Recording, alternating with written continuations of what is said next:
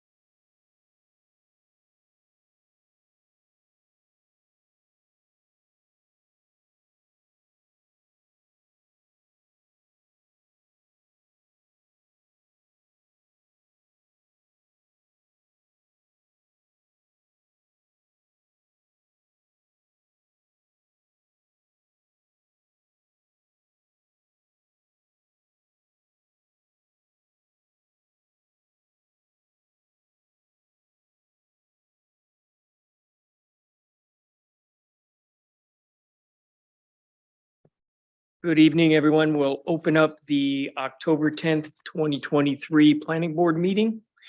Let's rise and have a pledge of allegiance.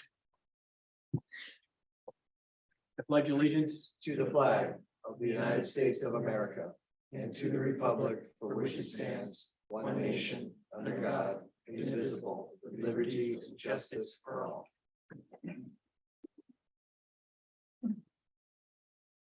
Doreen, you want to call the roll? Rick King, Here? Jane Siebert, Here. Roger Beely, Here. Jennifer Ladd. Here. Noah Perlet, Here. and Bennett Flanders. Here. All right, as you notice, I'm sitting in the chair's seat because Rachel is not here. So with that, Noah, you'll be voting this evening. Understand that you have to leave at 8:15. Is that still correct? Okay. At which time we'll shift over to Bennett. All right, next item on the agenda is the approval of the minutes from the September 18th, 2023 meeting. Do I hear a motion? So moved. Moved by James Herbert. Second Second. by Roger Beely. Any discussion? Seeing none. Doreen, you want to do a roll vote? Bennett Flanders. Oh, no, you can't. No. Noah Perlet, Yes. Rick King, Yes. Jane Siebert, Aye. Roger Beely, Yes. and Jennifer Ladd. Yes. All right, for those, item 4-4.01 has been tabled tonight, so we won't be hearing on that project. Moving on to 4.02, Gelinas HVAC is requesting a site plan amendment review for 20 additional parking spaces adjacent to the existing business at 224 Gorham Road, Assessors Map R38, Lot 26. Eric? Thank you, Mr. Chair. So Gelinas is in front of the planning board with a site plan amendment, updating the parking layout in the parking lot to have some additional spaces. The space would be at the north of the existing building, as well as include some landscape, stormwater, and architectural improvements that have already been going on since Gelinas moved in. Staff really didn't have much by way of comments. There were some clarifications requested on stormwater, which I'm sure Nancy is eager to speak to. But with that, I would turn it back to you, Mr. Chair. Thank you, Eric, and welcome tonight, Nancy, Thank the you. applicant. Thank you, Mr. Chair. My name is Nancy St. Clair. I'm with St. Clair Associates. I'm here tonight with Justin Zandan of Gelinas HVAC. Keith Smith is here with me, our project landscape architect, and my husband David, our surveyor, is here as well. So I will give you just a brief presentation. Keith will give you a little bit of a presentation about the proposed landscaping and lighting on the site. And then we'll certainly entertain any questions that you folks might have. We were last before you a couple months ago, I guess, at this point, and we presented a sketch plan review for the proposed site improvements. Not a lot has changed since that. Things have just been more formalized and detailed. So, as you may recall, during the last presentation, Gelinas HVAC actually moved into the building earlier this year. They are occupying the building and using the site, but they'd like to make some site improvements to the parking in particular in order to make their site more functional and efficiently use the parking that's on the property. So there are no proposed building additions or modifications to the building other than some internal updates and some facade updates that you've probably seen if you've driven by. There is a new sign that was approved through a sign permit, and that is actually up now. We saw a photo of it just recently. And so tonight we're here before you to seek an amended approval to add some additional parking at the rear of the site. If you look on the rendering that's shown on there, the darker gray is actually the existing paved area that's on the site right now. There are some dock areas along the southerly face of the building. That's the side that goes up and down sort of in the middle of the page. And those dock areas will have some changes to them. An overhead door will be converted, an overhead dock door will be converted to an overhead at-grade door. So that darker line that you see running sort of horizontal through the pavement is actually a retaining wall to accommodate the change in grade, to put in an at-grade door on the lower side of the wall and to keep the existing loading dock on the upper side of the wall. The lighter gray that you see on the plan is the area of the proposed expansion to accommodate the parking. Currently, there are 14 parking spaces on the site. The applicant is proposing to restripe the existing paved area, make some modifications. You can see that island that's been added in there. And then add on in the lighter gray, additional parking for a grand total of 28 parking spaces on the site. So we're going from 14 to 28 parking spaces on the property. At the end of the parking, you'll see there's a row of evergreen trees that's proposed, and I'll let Keith kind of talk about those. But just ahead of that, you'll see sort of an L-shaped concrete pad, and that's actually a dumpster enclosure.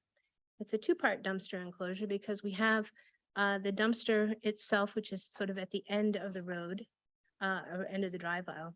And then the little L-shaped part is to accommodate HVAC equipment that comes back from a job site that was going to get scrapped, and they needed to have a secure area to enclose that until it gets picked up by a scrapper. So hence the reason why we modified that just a bit from the last time that you folks saw it. In addition, the parking that's on the upper edge of the paper there is proposed to be a bit wider.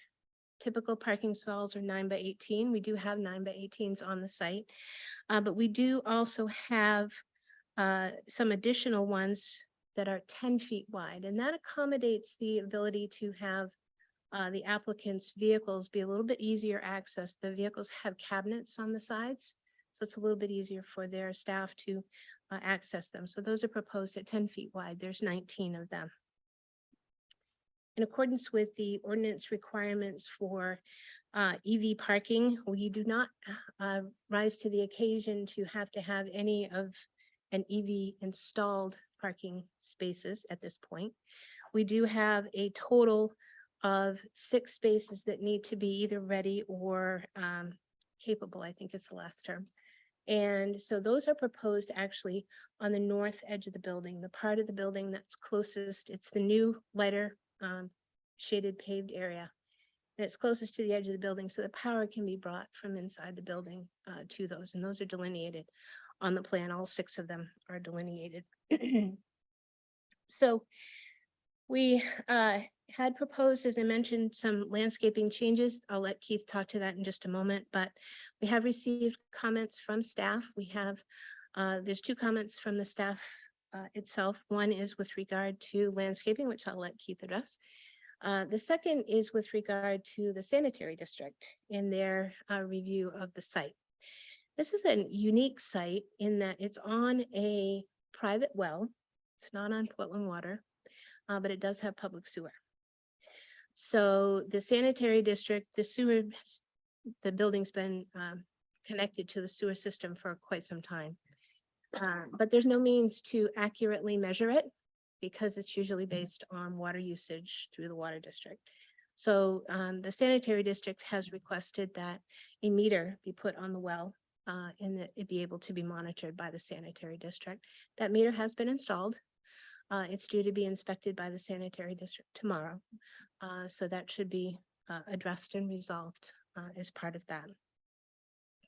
We also received, excuse me, some comments with regard to traffic. BNL had asked for a couple of items with regard to their comments. One was the methodology that was used to compare the trips associated with the applicant's proposal compared to the existing trips that were in place when the building was previously occupied. And so it's a little bit of a change in methodology. We've talked to the traffic consultant and they will be providing an update to address that.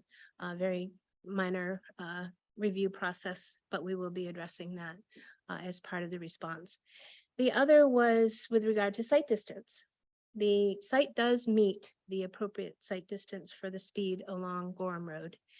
There were some suggestions that there be a little bit of vegetative clearing along the edge of the property, although it's not necessary to meet the requisite site distance requirements. So the comment that was received from BNL was to highlight on the plan where that vegetation should be cleared. It's looking left as you're exiting the site. And so there'll be a little bit of scrub growth that will have to be cut as part of that. And we will work with the applicant's traffic consultant to show that specific location on the plan. So that will be something that we'll be providing for you. Last comments that were received were from Haley Ward. They focused on a couple of different things. One was the requisite percentage internal green space within the parking area. Actually, Keith Smith's plan has that calculation highlighted on it, and we do demonstrate that we do meet that standard. So although perhaps that was missed in the review, that is not an issue for that. The other comments with regard are really focusing on the proposed bioretention cell. That's that sort of comma-shaped green space that you'll see in the middle of the parking lot. Thank you. So in that area there, one of the comments that Haley Ward had was with regard to the concern that there was too much flow coming into that basin based on its sizing. And in the area that they highlighted, there was an incorrect assumption that part of the building and the existing loading area were draining into that. And there's a curb there, and perhaps it didn't show up clearly on the plan, but there's a curb along that edge that will prevent that from happening. So we do have significantly less tributary area to that area than was perhaps assumed when the review was done. So we will be coordinating with staff and with Haley Ward to provide a response to their comments with regard to that. So there are a couple of other things, minor details that with some clarification, I think we can address appropriately for the process with the stormwater. What we would ultimately like to do is to be able to have the opportunity to work with staff and your peer reviewers to address these comments and perhaps be able to come back as a consent item rather than tying up another board review time. So with that, I'll turn it over to Keith, and then we can talk a little bit more.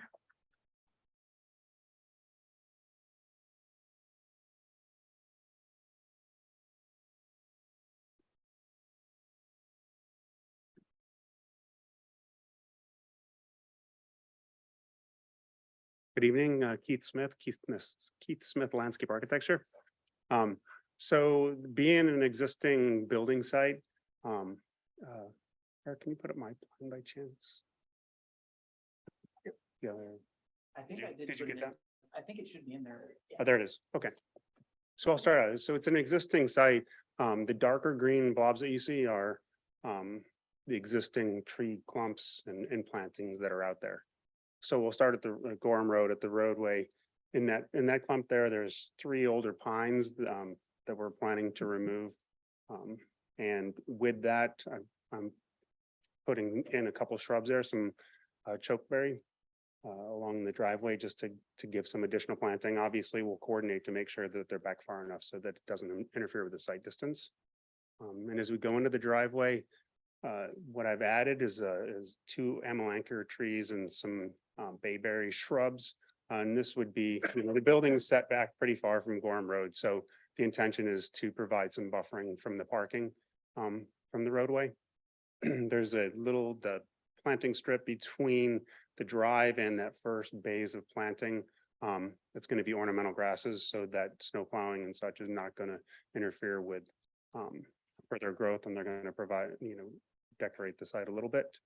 And the additional planting, most of it's within the storm treatment area, the bioswale.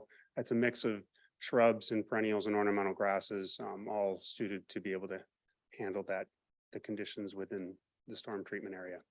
And the last bit of new planting would be the 3 balsam firs on the far side to screen the dumpster area.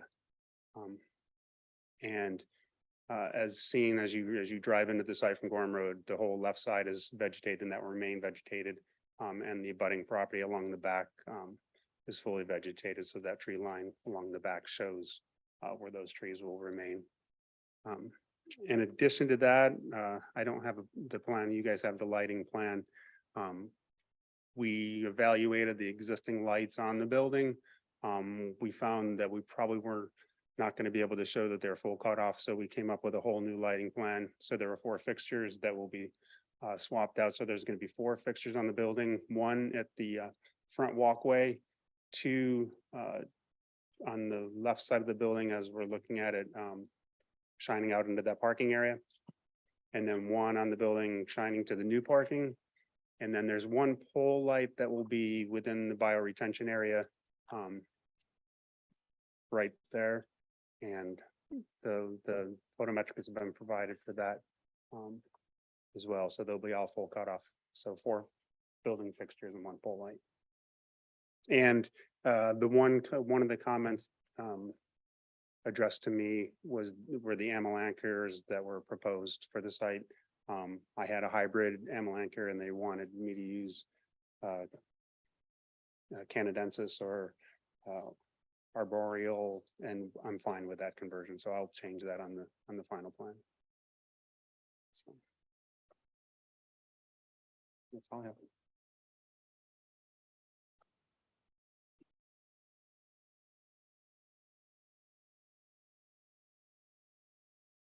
That concludes our presentation, Mr. Chairman. Oh, okay. This item is available for public comment tonight. Is there anyone in the audience or online that wish to make comment? No one online? Nobody's running up to the podium from here, so I guess that's closed. So I declare public comment closed and turn this over to the board. I think there's some, maybe Noah, you want to start off with this, given the landscaping and you have any comments or any direction you want to provide? Sure. If I could ask for clarification on one point, you talked about ornamental grasses being put in the island in the middle. Yeah. I don't see on your site plan the particular species listed for your ornamental grasses. I guess my comment is that we have a real clear list of ornamental grasses that are appropriate and making sure that they're native to Eastern North America. And you can work with the planning office to make sure that they meet that.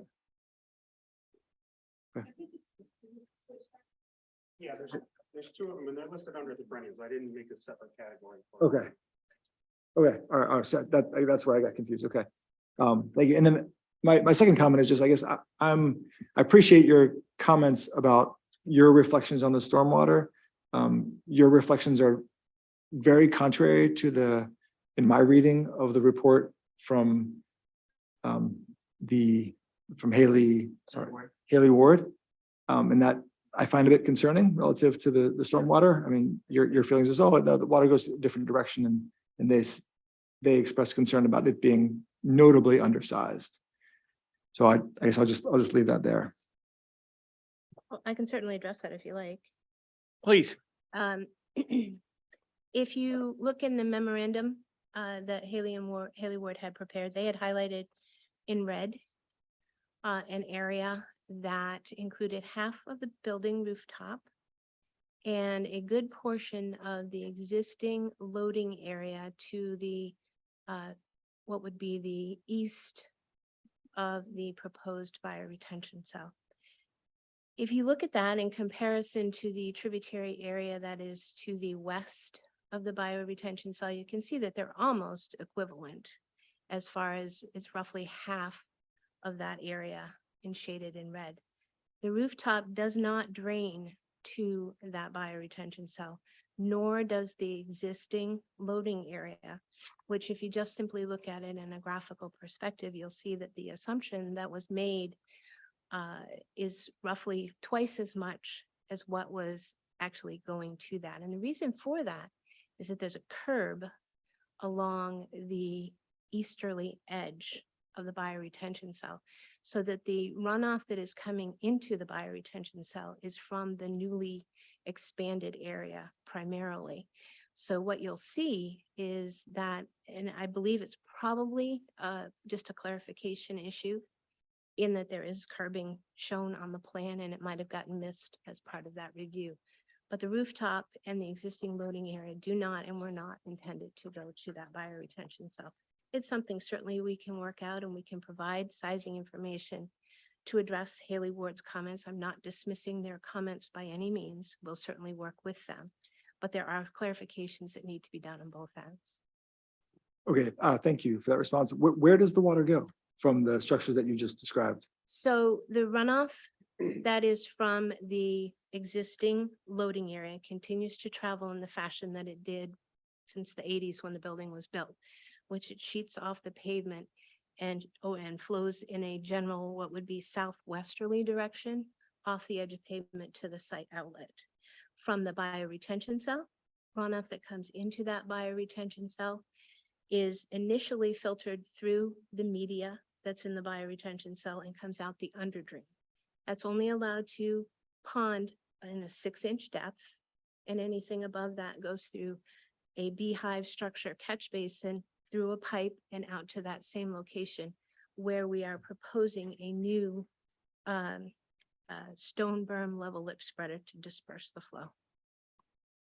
So the first part is just going out into the road, untreated and directly into the As nonsense it there. does right now. Just want to make sure that I have that. And so likewise with the building, the rooftop, the stormwater that's coming off the roof, that's also going untreated. Into the road. It's doing exactly what it does now. Okay. Yes. You all set, Noah? Thank you. We'll stay down on that end. You got it? Okay. Sorry, most of my comments were addressed with the presentation. I had a bunch of notes, but I checked most of them off as I went through and then, Noah kind of answered one of my questions too. So All that's all I have. You want to go, James? Go ahead. Sure. Appreciate your response to Haley Ward's comments about the bioretention cell. I believe that with your calculations, you're meeting the intent of what you're trying to provide here. But as you said, you're willing to work with the folks on the town side to make sure that those calculations Absolutely.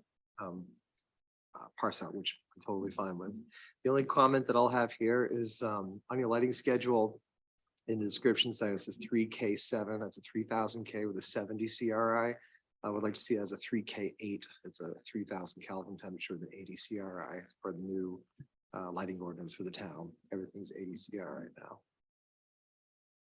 Other than that, I don't have any significant comment on the lighting levels around the facility. I think that based on the traffic in this area and the surrounding businesses and facilities in that space, this isn't going to be adding to sort of any lighting pollution.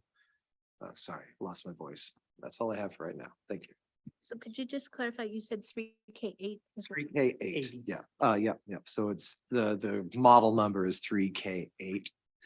But it's a 3000 Kelvin temperature with an 80 CRI. Thank you. Thanks, James. Roger, Jen, anything? Go ahead, Roger. Well, I don't have that much to add to anything, but I do just want to give a comment from the town engineer. Basically, this is all about the Haley Ward's comments, I think. For stormwater. Yeah, for Yeah. stormwater and how do you have any comments regarding what Well, areas where there may be a concern or? well, I can appreciate what Nancy is saying, that the curb line was not articulated like clearly for us to be able to see that. So I was in agreement with Haley Ward's comments. I guess we'd want to know a lot of information, like where is that roof drain specifically going? One of the other concerns though is that our ordinance states that post-development flow rates have to be at or below pre. We're not seeing those calculations of that in-house, so I feel like it's kind of incomplete. I don't have that to even review at this time. Okay. And that will be included as part of our response. Okay. No, I have no other comments other than just one thing. I was kind of curious. I was by there the past few days and the artwork on the building. Was that there when you bought the purchase? Or you? Yes, it was. It was a community fundraiser from Fiddleheads as a local sport, just to, Okay, I'm not sure, it was here before.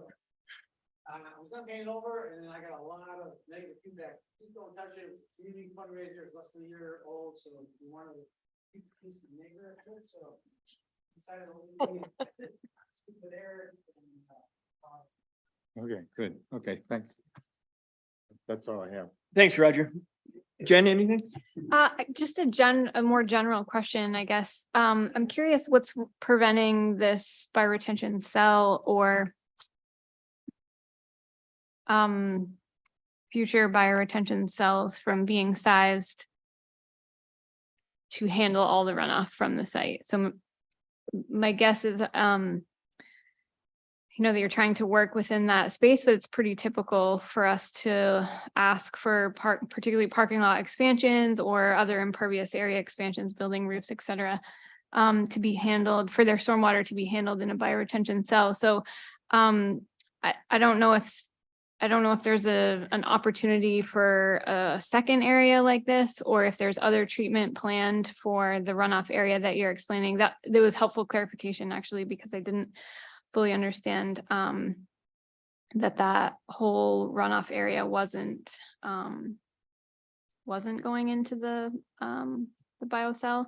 But I'm just curious if you've looked at other options for treating that same runoff.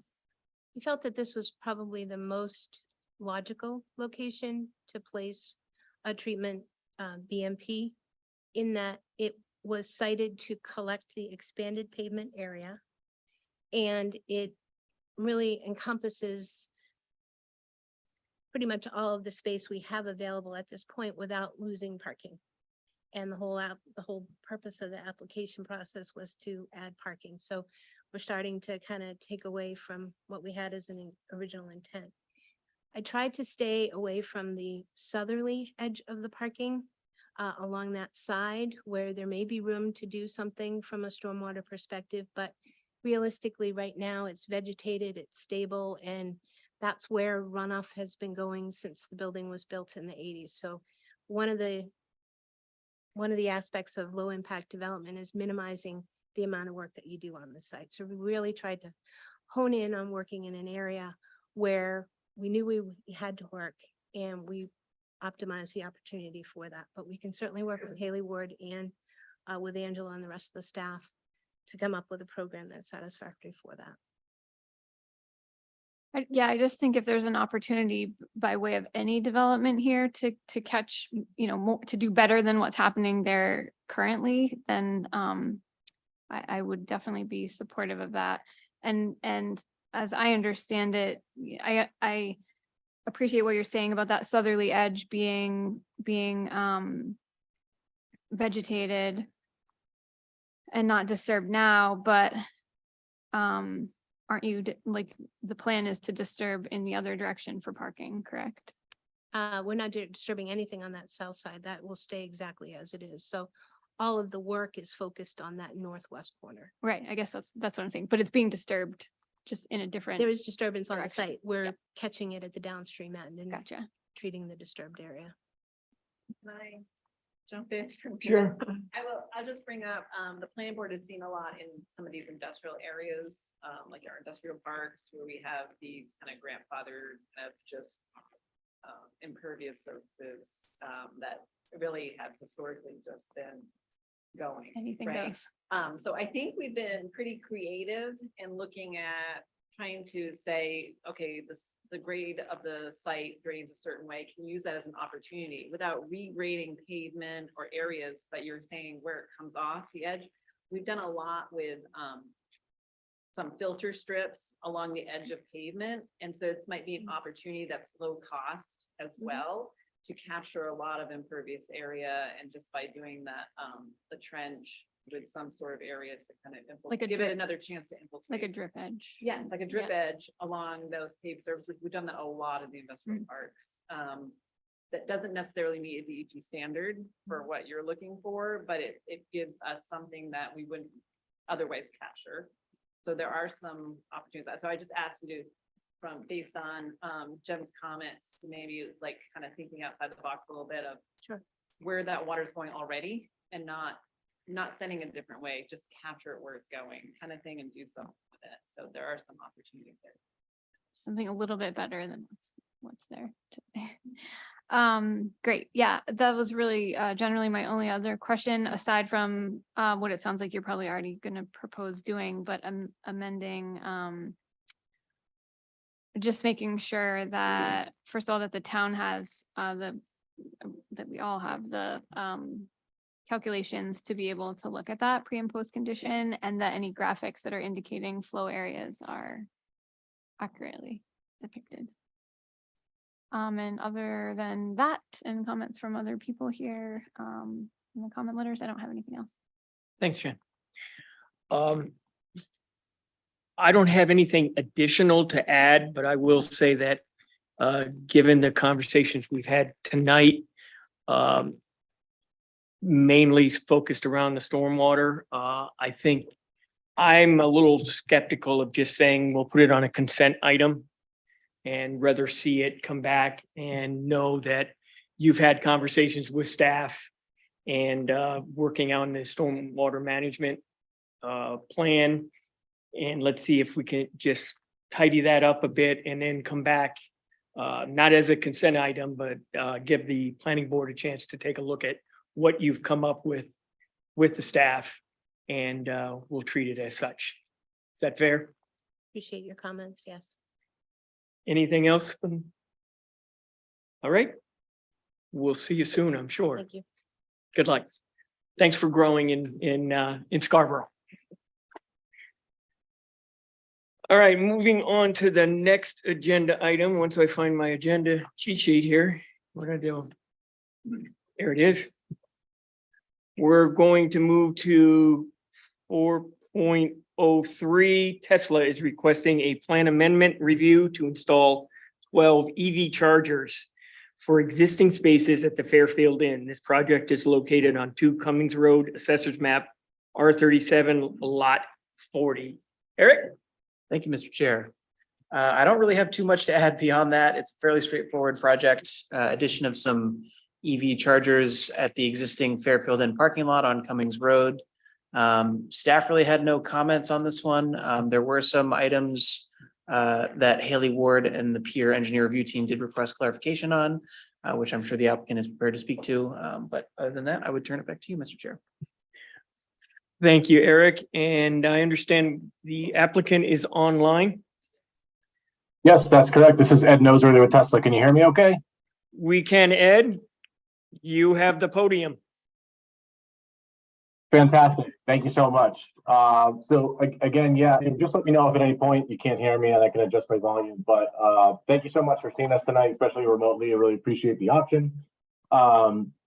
So yeah, just quick sort of summary of the project. So Tesla is proposing 12 DC fast charge electric vehicle charge posts at 2 Cummings Road in Scarborough. This is the Fairfield Inn. It's a really great site for our customers, has great proximity to 95 and 295. So we know our customers will be excited about this. We're excited about it as well. As far as sort of the nuts and bolts of the build itself, we're proposing 12, like I said, electric vehicle charge posts that will get installed behind the curb line of the existing parking stalls as shown on your screen there. And then we have some support electrical equipment as well. So we have a new electric service from Central Maine Power. You can see the pad mount transformer that they're going to be helping us install. And then we have a couple other pieces of equipment. We have one switchboard cabinet just to the south of that transformer. This is our panel board, acts as a similar fashion to a panel board in your home where we separate all the branch circuit wiring from. And then you can see the cabinets labeled 1, 2, 3. These are our supercharger cabinets. So this is where the AC to DC rectification takes place in these cabinets, and one cabinet feeds 4 posts. So we have 3 cabinets, 12 posts.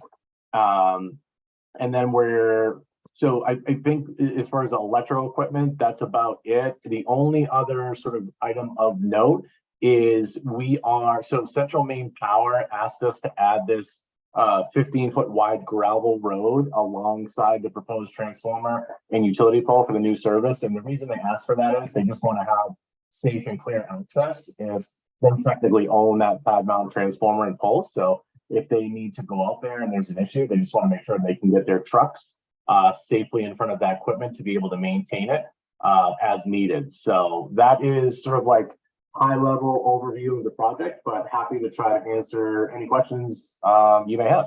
Thank you. All right, thank you. This item is up for public hearing. Anybody online? I don't think your folks here are talking about Tesla. All good. Okay, closing public comment now, and I'll first add, thank you for bringing this project. I think your hotel's in a great location to, provide some additional resources for our EV driving community that is nothing but growing, and we hope it continues to grow. I'll throw this just out to the board in general for anybody that has any comments. Go ahead, Jen. I just have a couple of naive questions, if you could humor me. How long will it take an EV car to charge here when these are done? Yeah, so these are level 3 superchargers. The average dwell time is about 25 minutes. So you can add a few hundred miles worth of charge to your car in that time. So, someone could pop out, use the bathroom, grab a coffee in the hotel. When you come out, you have a couple hundred miles worth of charge on your car. So yeah, that's the average dwell time. So 5 minutes, that's what you said? No, 25 minutes. 25 minutes. Yeah, with the kilowatt rating on these chargers in 5 or 10 minutes, you can usually get like 75 to 100 miles. So if you just needed to add a few minutes worth of charge just to get yourself home, or the next few miles of the stretch up 95, you could technically go for any duration you want, but the average dwell time for people to maximize their charge is about 25 minutes. Okay, great. And will these be available for residents of the hotel only, or for the general public as well? Yeah, for the general public. So if you're staying at the hotel, great. If not, if you're on some long distance travel or you're local and just want to top off, it's open and available for public use. Great, thank you. And I probably would have asked about the access way that you're proposing in front of the transformer had you not explained it, but having recently witnessed some CMP equipment needing to access something where there was not something like this available, I think it's a good idea. So thank you for bringing these here. Sure. Yeah, thank you. All set, Jen? Anybody else? I have one naive question as well. I'm just gonna go ahead and say it. The charging stations, are they accessible to any electric car or Tesla models only? Yeah, so I don't know how much you follow news, but the cool thing is that in the past 6 months or so, pretty much every major auto manufacturer has adopted our charging standard, which is the NACS standard. So, GM, Ford, Honda, Mercedes, Nissan, Volvo, you name it. So yeah, anyone can charge on these now. We're going to be providing them adapters at first, and they're actually going to be manufacturing their cars now with our standard Ford built into the car, which is great too. So yeah, these will be open to non-Teslas as well. Great. And then I guess just another question kind of for maybe my interest in general publics. What is Tesla's interest in building this? You get to advertise electric cars. Is that the main interest for Tesla? No, it's not really to advertise. It's really supporting our network needs. Before this past year, we really were sort of, we have what we call our network planning. So we're trying to predict how many stalls, where we need them based on like our growth of our fleet size, right? So like when I started with Tesla 6 years ago, we sold 70,000 cars that year. This year we'll sell 1.8 million, and we're forecasting to grow 50% year over year for the foreseeable future. So I think, what we realized very quickly as a company is that when you buy a car, you're buying your freedom to travel. And if you can't charge that car to go where you want to go and eliminate that range anxiety, then the car won't do you much good. So we're really trying to provide, an anxiety-free experience and the freedom to travel where you want. So we want charging to become ubiquitous. And this is a great location because it has great proximity to, these major highways, 95 to 95. And now we're also building to a future where we have non-Teslas as well. So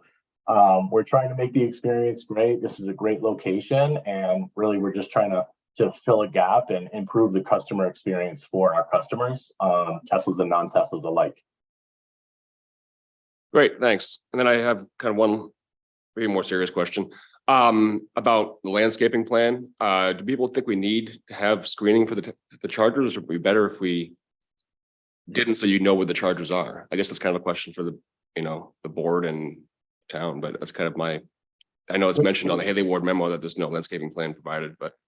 Yeah, so I think I can answer one or both for my view anyway. So we don't necessarily need the chargers to be visible, because the UI system that is inside our cars gives turn-by-turn directions right to the latitude and longitude. So your GPS will take you right there. Also, I think when we had our pre-review meeting with the board, we had discussed this, but I could probably share a photo. But if you look up to the orientation behind our equipment, essentially, that's like a 16-foot elevation change right behind the equipment. So you can't see any of this from Cummings Road because it's such a steep elevation change to get down there. So we didn't think it was necessary to screen in the equipment because it's so hidden kind of down in that valley.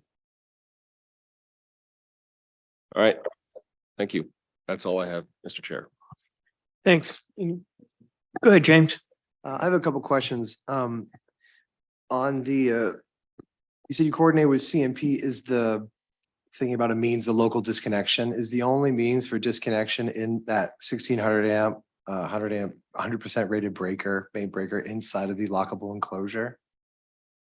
I guess depending on how you look at it. So we have a switchboard, yes, that has a 1600 amp main breaker. So that would kill all of our equipment, all downstream supercharger cabinets and posts alike. Also, disconnecting means from the utility side. So if they wanted to kill the fuses from the pole or disconnect from the transformer, they could do so from there as well. But it's, in terms of we sort of own it from the customer side. So the secondary side of that transformer to our switchboard. So we kind of build in our own main disconnecting means, but they could technically disconnect us upstream from the utility side, primary side as well, if that's what you're asking. Gotcha. Yeah, technically, yes. I'm thinking more from just a safety perspective. In the event of a fire or an emergency, what kind of means are in place to sort of isolate and contain any kind of either an arc, if an arc flash is even possible here, or just if there was a fire and the fire department needed to shut it down in a hurry, would they be able to get into that lockable cabinet to throw the main breaker? Yes, absolutely. I mean, we get asked this question all the time. We have a sort of a first responder guide that I'm happy to share with you that just gives really succinct, quick directions and guidance. Open the door, here's your 1600 amp breaker. It's a picture of exactly where it's located in the switchboard, and they can throw it and it will be completely de-energized. Okay, no, that's great. I mean, the fact you have that documentation satisfies my question, so I appreciate that. Next one is, do you think you have enough concrete bollards there to protect against just car impact, potential car impact? I mean, I know you've probably done your calculations, but I guess it looks like there might be a space in between the transformer that there could be an extra bollard that could be put there, but I don't know, what are your thoughts on that? Yeah, so the bollards around the transformer are sort of those are spec'd out by CMP, so we sort of install those to their liking. I think what we've seen in the past, generally speaking, beyond the curb line with the bollards, it would have to be a pretty egregious mistake to get up over there. So we've built a ton of sites in CMP territory with similar bollards. This is even more. The only vehicles that are going to be going up those roads are professionally trained utility vehicles. No one else is going to be kind of crossing over that. So we feel pretty confident about it. If you wanted us to add something, we will, but we haven't really seen any issues in any of our CMP sites. And those are probably in more, I would say higher traffic areas. So to me, just subjectively, I think I'm confident that there won't be any issues with this transformer. Okay. All right. I'm fine. Thank you very much. Appreciate it. Thank you. All set, James? Yes. Go ahead, Roger. I just have a a question pertaining to your organization. You don't own the property, is that correct? Correct. We have an agreement with the property owner. What do you say? They have an agreement with the Yeah, property okay, owner. okay. The reason, so, I think it's kind of interesting because up to this point, the charging stations have been basically the responsibility of the property owners, as far as I can see, in town. And this is the first example that I can think of where somebody is coming in from, like an outside contractor and basically leasing the property. So I'm wondering, is this going to be something we're going to be seeing more of? Do you think? Yeah, so there's, Tesla builds its own supercharging network. We make our own investment. We own and operate the systems. So different OEMs and third parties sort of have different business models. And you're right, there are some charging companies, they'll sell you their equipment and then you hire your own folks to install it. And then, it's on you to maintain it. But like one of the great things about our charging networks and we pride ourselves on is that we do own and operate it, and we have the best uptime in the entire industry. So our posts are online 99.9% of the time. If one of these posts goes down, we deploy a maintenance crew right away to get it back online because we don't want to disrupt the customer experience. So it's a turnkey sort of experience for the Tesla charging here. We make the entire investment. We build it all with our preferred contractors. We pay for everything and we maintain it throughout the life cycle of the amount of time that it's here. Okay. And so just as curiosity, does the hotel, besides leasing the property to you, do they make some money off the charging? Is that how that works? Tesla does, yeah. Tesla does, but what about the hotel? Whatever arrangements they have with their customer. Okay. All right, I won't belabor this any longer. It varies. I mean, you see a lot of these now going in gas stations and everything. Yeah. They're, third-party solutions to adding EV charger infrastructure. Well, I can see like established hotels, for instance, that do not have charges already. I can see this happening, Well, this isn't even connected to the hotel. This is from the utility. Separately from the utility. Yeah, they just have an agreement with the hotel. Yeah, I Just use the understand that. land. Yeah, So it's yeah. not even a hotel Yeah, electrical service at all. But instead of the hotels, like some hotel. Yeah, Okay. all right. Any, I've got yeah, go ahead, two Noah. questions for the applicant. So hi, Noah Perlett here. I have two quick questions for you. The first is about the long-term build out. And so here you've proposed 12 stalls and looking at the diagram, just simplistically, it looks like there's space in that row for 14 stalls. And so that makes me kind of wonder if this is essentially phase one and that we might see you in the future for phase two. Are you sizing your infrastructure for growth, or is this the kind of the final phase build out for this particular site? Yeah, great question. We get asked this a lot too. So we're going back to sites we built 5 years ago right now and expanding on them. So we sort of try to predict and build the amount of posts we think we need for, the next 5 to 10 years as best we can until that information changes. So for this particular site, and when we look at how many cars we plan on selling in this area, how many customers are traveling to and from, how many EVs are traveling to and from this area, we feel confident in this amount. Will that change in 5 or 6 years? And maybe we'll want to come back and expand and look at it again because it's a great location and our customers are really, displaying high usage here.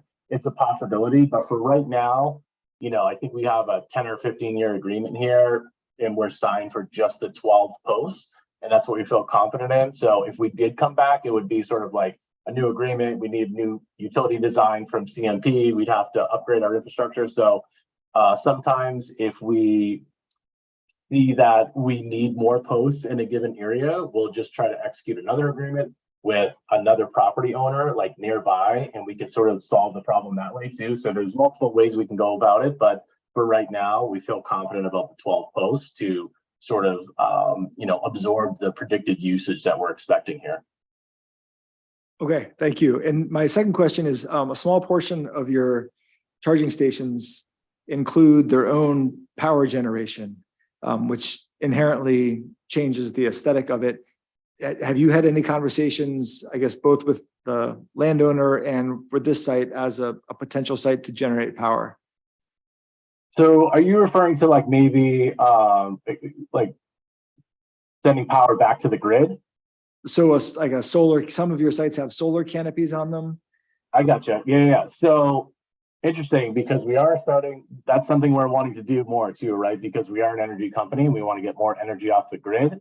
For this particular site, the dynamics of the site really didn't make sense for a solar canopy here as far as like financially and the capital investment. It is a great amenity too here in the Northeast, right? Because it kind of gets you out of the elements sometimes when you're charging like out of the rain and snow. But for this particular site, we won't be doing any solar, but that is something we're exploring on across the sort of the spectrum of our sites in the Northeast. Yes. Okay, thank you. Thank you. You all set, Noah? Yeah. All right, thanks. I don't have anything additional. Isn't this the hotel that was also thinking of doing some generation with the hydro or hydrogen? Yeah, okay, just a very progressive owner of that hotel, thinking of all fancy ways of doing things a little bit greener or a little bit more environmentally responsible, I guess it's a better term. I do have a motion for this tonight, and without objection, I'm going to read the motion. I move to approve the project titled Tesla Scarborough, Maine, proposed by Tesla as depicted in the plan set prepared by Dewberry Engineers dated 9/21/23 with the following findings and conditions. Findings: the project includes the installation of 12 EV chargers in existing spaces at the Fairfield Inn at 2 Cummings Road. Conditions: 1, prior to the issuance of a building permit, the applicant shall address the comments in the Haley Ward memo dated 10/3/23 and provide a post-development stormwater analysis that meets pre-development flow rates from the site. This shall be reviewed by the planning department. Prior to the start of the construction, a pre-construction meeting is required. The meeting will include appropriate town staff, the developer, and their site contractor, and is coordinated through the planning department. All plan modifications are to be completed prior to scheduling the pre-construction meeting. Do I have a second? I'll second. Second by James Herbert. Anybody else have any comments? Seeing none. Doreen, you want to do a roll call? Noah Pruitt, Yes. Rick Monking, Yes. James Hebert, Aye. Roger Beatty, Yes. and Jennifer Lai. Yes. Congratulations. We got 12 new chargers coming to the town of Scarborough. Thank you so much. Really appreciate the time. Hope you all have a great night. Thank you. Moving right along here, find my agenda again. Yes, Can I just ask a question? sure. The last few meetings now, when we've had somebody on Zoom, their volume has been very, very high. Yeah, Now, is that their problem or is that our problem? I'd have to turn to IT and I don't see IT in the room, but maybe somebody can help. I'm sure we can work on it with them for the next meeting. I might just even be turning the volume down on the council computer here. It could be something as simple as that, but we can certainly ask them about it. Thank you. Yeah, I had I'm speaking on behalf of those trying to watch this at home, you know. no, good point. All right, moving on to the next item, which is 4.04. That has been tabled at the request of the applicant. So we are moving to 4.05. Owen Baxter is requesting a sketch plan review of a 6,000 square foot commercial building at 6 Cummings Road. The project will involve relocation of an existing single-family home on the site and for the office space for Old Main's contractor business and an additional rental space. The property is further identified as Assessor's Map R37 Lot 60. And Thank you, Mr. Chair. So Mr. Baxter is in front of the planning board today with a sketch plan for a site that's along Cummings Road. right at the South Portland line. The project would involve construction of a commercial building with 2 tenant spaces and relocation of an existing home structure. It's fairly straightforward, not a whole lot more to say on it. Staff has given both the board and applicant substantial comments to make it easier for applying for the site plan for specific requirements. So the memo is a bit more lengthy, but it should be things that we've all discussed with the applicant at the application meeting, as well as in the last month or two. So with that, I would turn it back to you, Mr. Chair. Thank you, Eric. This item is open for public comment. Anybody online? No one online, so I declare the public comment period over. And now turning it over to the applicant. Good evening. Good evening. My name is Austin Fagan. I'm here with BH2M representing Owen Baxter. So as Eric stated, this is a proposed 6,000 square foot building that will serve 2 businesses. One of which is O's Main, Owen's company, and the second business will be determined. So more or less one side of this building accounted for, the other side will be a rental unit for some sort of service business. The existing parcel is 2.95 acres and currently has a single family home on it. Something you may see on the site, or that you will see on the site plan, is there is an existing CMP easement that runs through the center of the site, which is why it looks like, or why we are focusing at the front portion of the site with all of the development. The on-site wetlands and vernal pools were delineated and assessed by Kopi Environmental LLC. The wetlands located on the western portion of the site are existing forested wetlands. And the wetlands to the southern portion of the site appear to be associated with previous agricultural activities. Those are the fingers of wetlands that you see coming up from the Cummings Road area upwards. The project architectural design has been completed by Dirigo Architectural Engineering. The building elevations have been provided as part of this application, and we have received some comments from staff pertaining to the garage doors at the front of the building. We're looking for the board to provide any initial feedback that you may have on the building. The applicant would also be looking to see if there is any waiver possible for having garage doors on the front, just to have the site function for the contractor business. That being said, we understand that there are certain requirements that need to be met. This project will be subject to permitting by the Maine DEP and the Army Corps of Engineers for wetland impacts. The amount of wetland impact is unknown at this time, since this is just a sketch plan phase. The DEP will also be reviewing the permit or the project for a stormwater individual permit. That will make it so that we need to meet the quality and quantity of runoff standards for the DEP, which typically meets town standards. I predict that we will be treating this site with a structural BMP, most likely a soil filter. That being said, if we need additional space, there may be some sort of proprietary BMP for stormwater storage somewhere underneath the parking lot, but that'll be determined based on the design. As I just said, we have received initial comments from planning staff, a rather thorough review, which we appreciate. Tonight, we're hoping to get the board's initial feedback on the site, orientation of the building, parking spots, which we've provided 24 per the ordinance, which is 4 for every 1,000 square feet of building space. Other than that, I would be happy to take any questions from the board. Thank you. Thank you. I'll turn it over to the board for, again, this is sketch plan, so it's to kind of provide guidance for the applicant as they put together their formal site plan submission. And yes, appreciate the due diligence that was done by staff, based on the staff comments here. It was pretty complete. I'll open up by saying I'm in concurrence with the planning department in that our standards do not allow garage doors to face the entrance of the building. So I would be inclined to defer those towards the backside as you have it here, and maybe re-architect that front facade area. Okay. Um, from my standpoint, are there any mechanical systems that you're thinking about installing here that may be mounted on the roof or anything like that?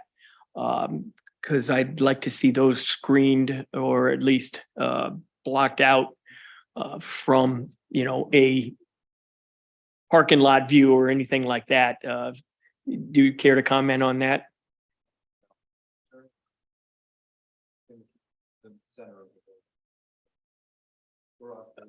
Can you come up to the podium and, Yeah, I can. okay, if you want to pass that on, yeah. Yeah, so what the applicant had stated is that all of the HVAC equipment, any mechanicals for the building will be internal or at the back of the building, which will be screened from Cummings Road. Okay, okay. Anybody else? Yeah, go ahead, Noah. Hi, thanks. So I first want to thank you very much for including the beginning habitat map. It's really helpful in reviewing this. And looking at that map very clearly shows that while, you know, none of the land that's around you is conserved, you know, perhaps you could consider CMP land and the Department of Transportation land as conserved land. This parcel falls right in the middle of a pretty significant wetland, forested wetland complex. And when you put something right in the middle, that creates a fragmentation process that makes things stop being able to move across that wetland that wetland parcel.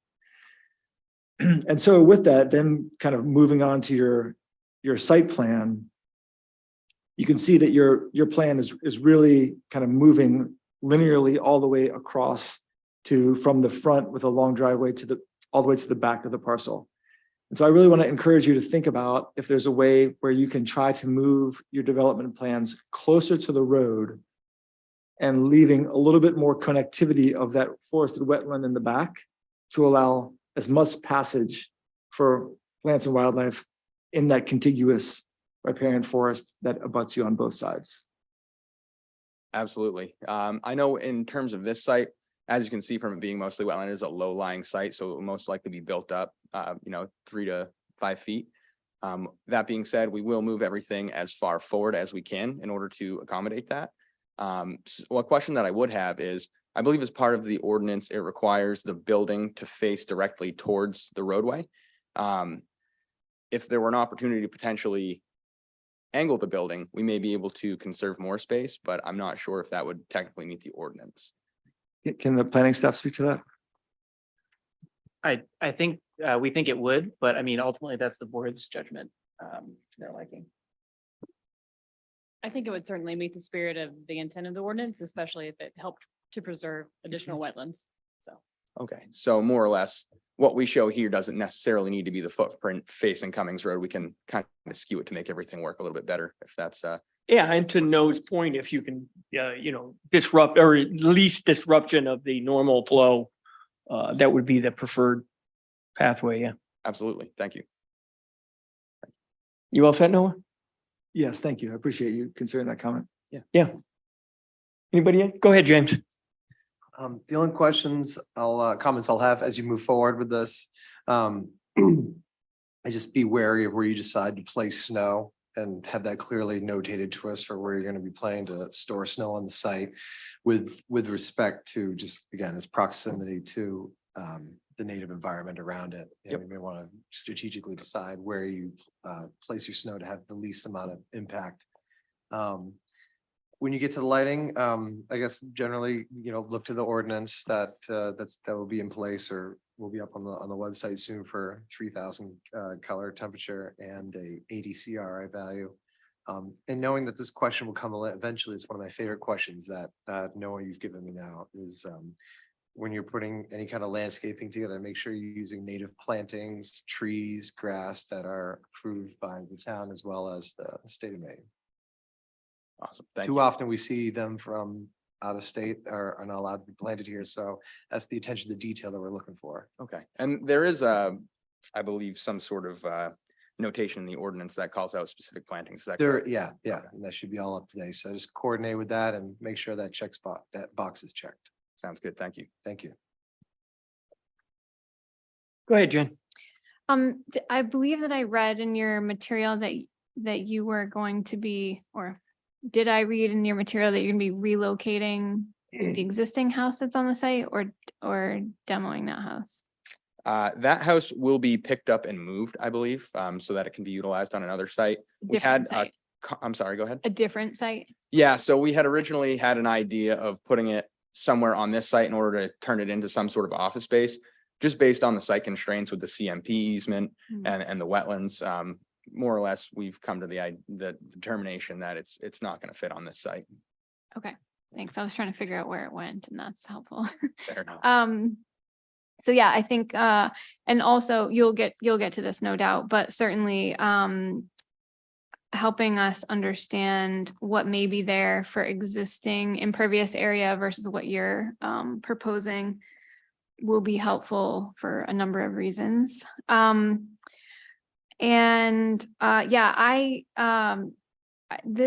This site, jumps out at, I mean, this is no small feat. I believe, your task is large here, to fit all of this in here, with minimal wetland, and other environmental interruptions. So I think some of the comments that you've heard so far have been good ones. The architectural renderings that you had, and I know you asked a question earlier on about the garage door. So am I interpreting this correctly, that in the back here, the idea is that you'd have two oversized garage doors maybe, and then two sort of more standard size? Is that what we're looking at? Yes, that's correct. Okay, so I'm far from an architect here, but I can see how, given the constraints of the site and some of the environmental sensitivities, that if you were to move these doors, you may then also come with a different layout that involves more pavement and larger circulation in order to turn into a door, maybe on a different wall or something like that. And so I'm just curious, and may throw this out there, that maybe you could entertain, maybe the board, and not speaking for the whole board, but just an idea, is, perhaps this could be a situation where maybe you entertain a door that doesn't look like a door. So you have that functionality, but it allows circulation through the building if that's what you continue to go with, but also limits, the impervious area. That's kind of the big thing that jumped out at me. Absolutely. Because I think that any other like truck turning, I don't know what size vehicles you're having here based on my neighborhood. I'm guessing maybe box trucks, or smaller. So maybe you don't need the large turning radius that sometimes we see of larger vehicles. I think that's pretty much it, other than I would also support slight reconfiguration of the building if it meant a lesser impacts, to the neighboring site. Absolutely. Thank you for those comments. In terms of the, maybe implementing some sort of doors that don't necessarily look like garage doors. I'm sure there's a better term for that, but that's all I can offer you. I don't know it either, so. Would the board be willing to entertain something like that, as long as architecturally it doesn't look as if it's a door, or is this something specific in the ordinance that can call out no doors? Does anybody know off the top of their head by chance? I think that the planning board has purview to look at something a little bit outside of the norm, but you also, if you were to skew the building on the side, you also might have a little bit more opportunity for some screening. Yep. For the bay doors. And so I know you could use some more aesthetically pleasing doors, and maybe the materials, and I know Owen probably knows where to purchase those. Yeah. So I think you could definitely have some opportunity to make it work. Absolutely. Thank you. And I think also, some conversation around their utility would be helpful. So is this something that the intent would, like, operationally, would these doors be left open all day? Would they be going up and down, or would it just be kind of occasional? That would be information, I'm sure, that would be helpful for us down the road. Okay. Just off the top of my head, I would assume where this is a contractor business, there will be a fair amount of equipment inside the building. And being in a relatively high pass-through area. I would imagine that it'll be closed at most times just to prevent anybody getting in and out of the building. But I will make sure to address that in the next submission. Thank you. That's all I have. Thanks, Jen. Do you have any questions for us? Do you feel like you have enough information to go forward and put together a site plan? I do. As I said, the review that staff put together is very thorough, so it's actually makes things very easy. Yeah. In terms of reconfiguration of the entrance that was talked about, so I believe that we'd be looking at, so I think it was the building, Eric, actually, sorry about that. Are we looking for some sort of an enclosed door system to reconfigure the front entrance, or does anybody have any opinions on what may look better to change the aesthetic of the front of this building? I know that Whatever you want to bring in front of us, we'll take a look at. How's that? that sounds good to me. We'll give it the due diligence that you are deserved. Perfect, thank you. And additionally, something I didn't bring up during the initial explanation, this site is being designed as a one-way system around the building, starting at the entrance, going in a counterclockwise direction. So there was a comment in the staff notes about making sure that we meet the 25-foot minimum aisle. Width. We have sized these aisles based on two things. One would be the angle of the parking spaces and the allowed width of a one-way access. Additionally, I've done a turning schematic with a 30 or a 43-foot fire truck to make sure it can get around this building safely without being impeded by anything on site. So though they may vary, it is just for access around the building, is the variation that you see. So Yep. Well, we'll see signage and traffic flows in your submission, I trust. absolutely. Okay, Thank you. perfect. Good to go. All right, Thanks for your time. thank everyone. you. Look forward to seeing it. Absolutely. Thank you. All right, we are done with the action items for projects brought to us by applicants. You have to leave at 8:15, right? We keep trudging on here. Let me find my agenda again.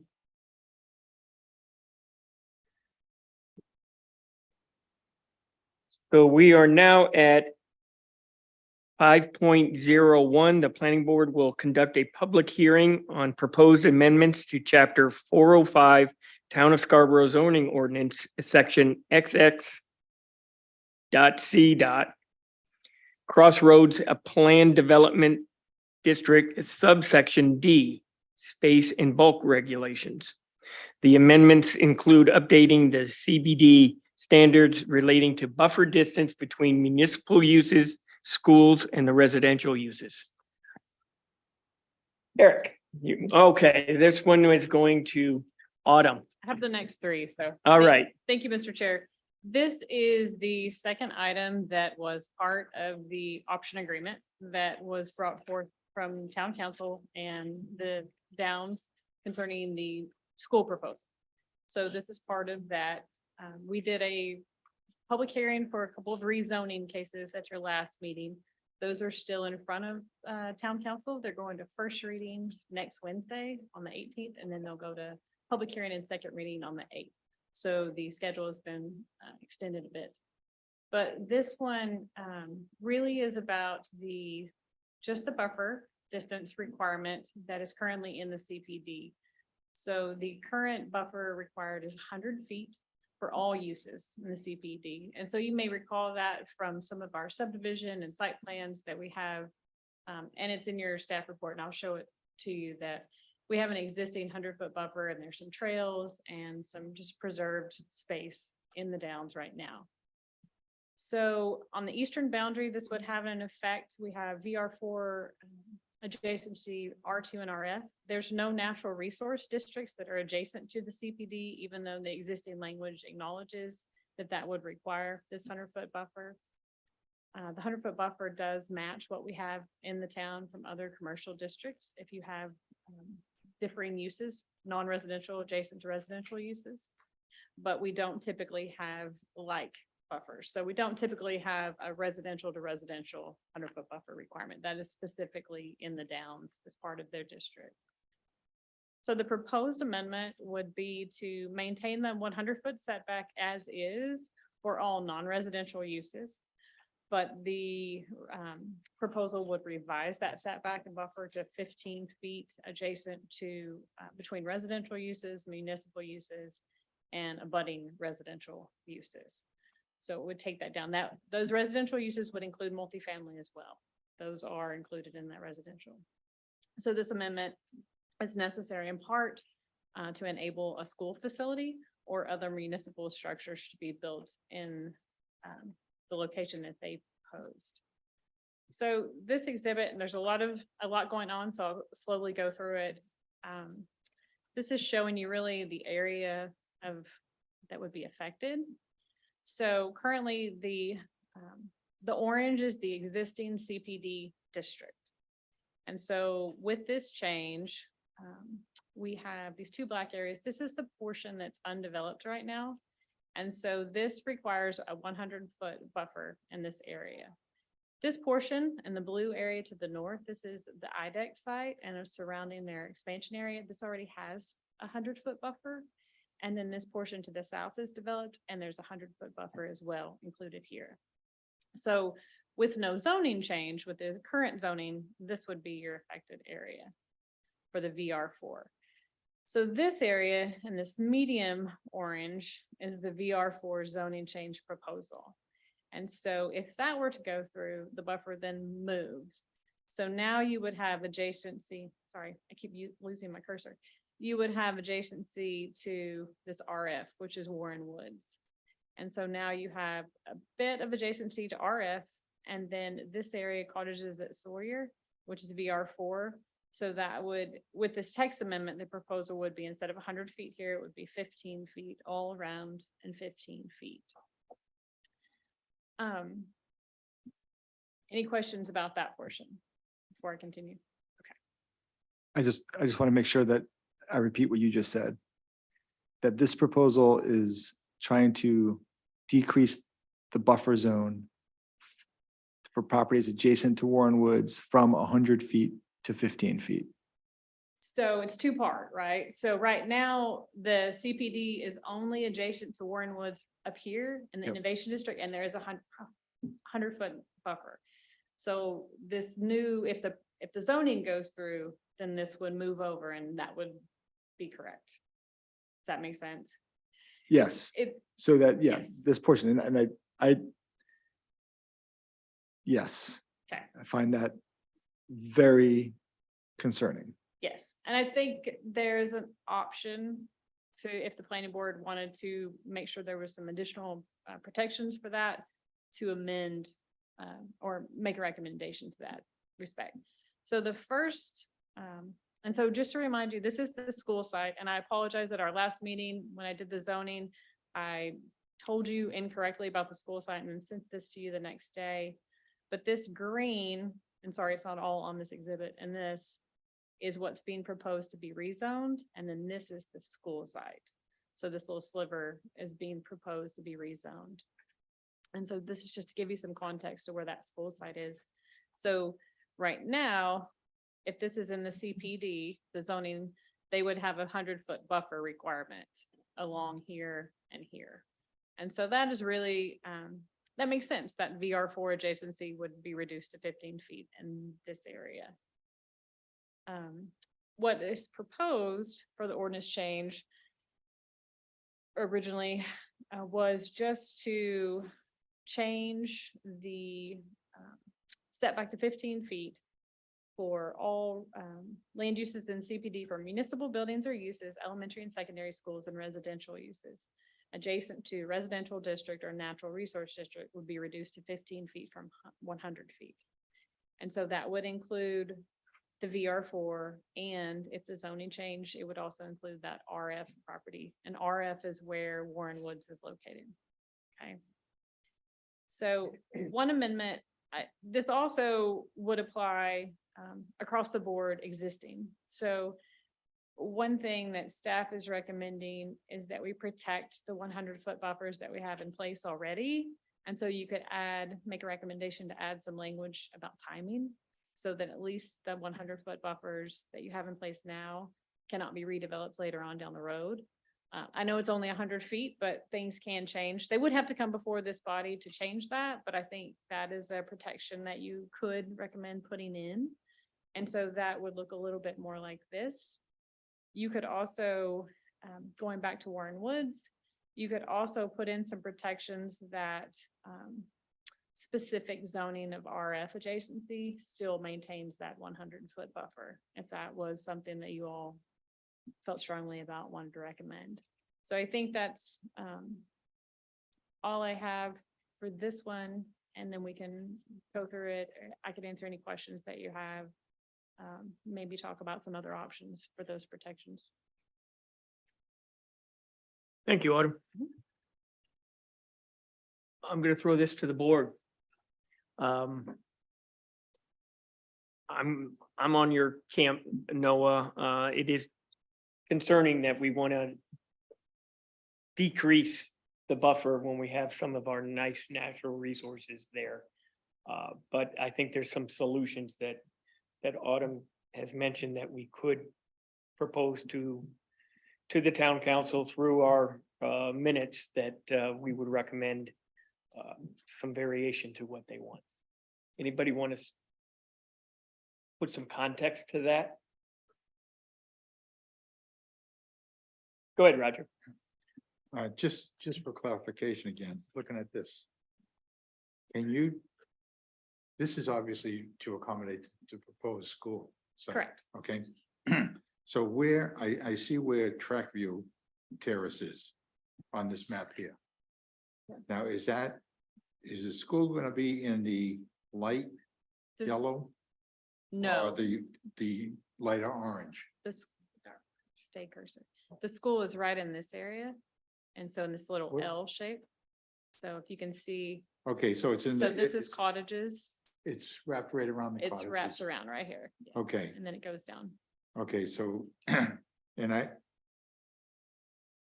so above the cottages, the school's not, where it says VR4 now, the school's not gonna be up there, is it? No, sir.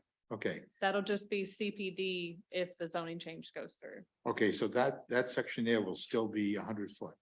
No, That's 15, it would be, it's being asked to be reduced to 15 foot as well. okay, So there's a part that's being reduced for this to accommodate the school, but there's also another part that if the zoning change goes through, that now moves this from the BR4 to next to the RF. It would be CPD as well. so it seems to me the issue is gonna be the top portion there where it says VR4 adjacent to Warren Woods, okay? But the 15-foot setback around the cottages at Sawyer, I can see that. So can we split that? Yes, if you all were comfortable with keeping the 15-foot adjacent to VR4. If you are comfortable with the request to reduce the 100-foot for all uses to 15-foot for residential and municipal uses adjacent to VR4, you could keep that. And then you could add that all uses adjacent to RF would have to maintain the 100-foot buffer. It would be all uses. So that you wouldn't be an additional line in the proposal. But that's one way you could do it. And then what you would end up with is right here where you have this 100-foot existing buffer at the back of the Innovation District and IDEX property.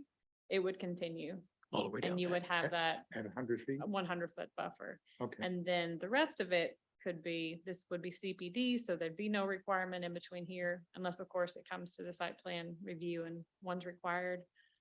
And there would be no 100-foot here, as long as it's residential or school uses. right, right? along Along the cottages at Sawyer. It would be 15 feet. Correct. Okay, and anything along Warren Woods would remain 100. Yes, if that was the recommendation, and that's the way they approved it. You all said? It's all. So. Anybody else want to weigh in? I mean, from my perspective, that makes a lot of sense. I agree. I would just like to speak a little bit to my experience with the schools relative to what we're envisioning here as a town. A 15-foot buffer turns a school into an urban setting. Without question, 15 feet is a tiny grass median with no natural cover that surrounds the institution. You all may or may not know, I study birds for my job, and I've spent an enormous amount of time at Blue Point, Pleasant Hill, Wentworth, and the middle school, catching birds in the woodlots that surround the schools and having classes come out and giving them education programs. And I say this as an example in that if there's no natural areas that surround these institutions, we're not allowing the faculty any space to be able to create curriculum where their kids can walk out the door and receive any sort of environmental education without getting on a bus. And that getting on a bus is, virtually, our kids go on one field trip a year, more or less, in our school system. And I really think that we need to mull on this deeply about what kind of environment do we want around the school and the opportunities that we want our kids to have down the road based on the curriculum of the faculty. To me, I see a more urban setting as more restrictive and less opportunity for a dynamic curriculum than and even 100-foot buffer. Let's be real here. Even 100-foot buffer is very small. For many of the guidelines for protecting waterways and natural communities, it goes from 150 to 200 feet, let alone 100. So we're already talking about a very, very, very thin natural buffer. So I just want to kind of put that out there. And then likewise with protection of Warren Woods, I mean, keep in mind, again, 100 feet is not a huge buffer. It's when you're thinking about, as we talked about in our previous meeting, a parcel that is really a jewel and heartfelt for hopefully forever in Scarborough. The closer we get to it, the more it becomes impacted. Water, trash, noise, light pollution, the greater the effects of our development. And that's how it is. So we just have to keep that in mind when we're really thinking about what realistic buffers are and how those buffers affect the parcels down the road. Yeah, Roger. If I recall, this is a 32-acre site that they're looking at. The school side is 22 acres? Well, the school was looking for 20 plus acres. Right.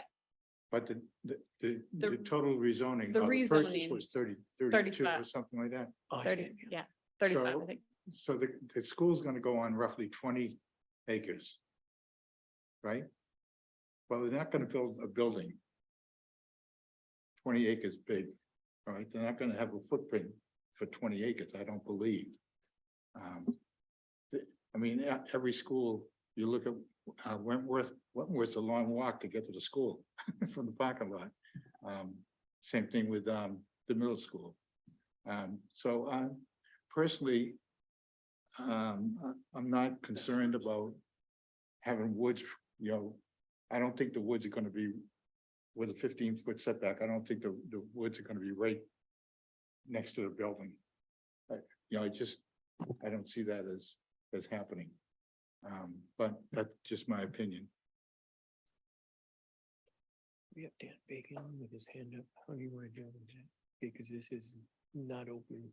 I would leave it up to Autumn. Autumn, Dan Bacon has his hand up.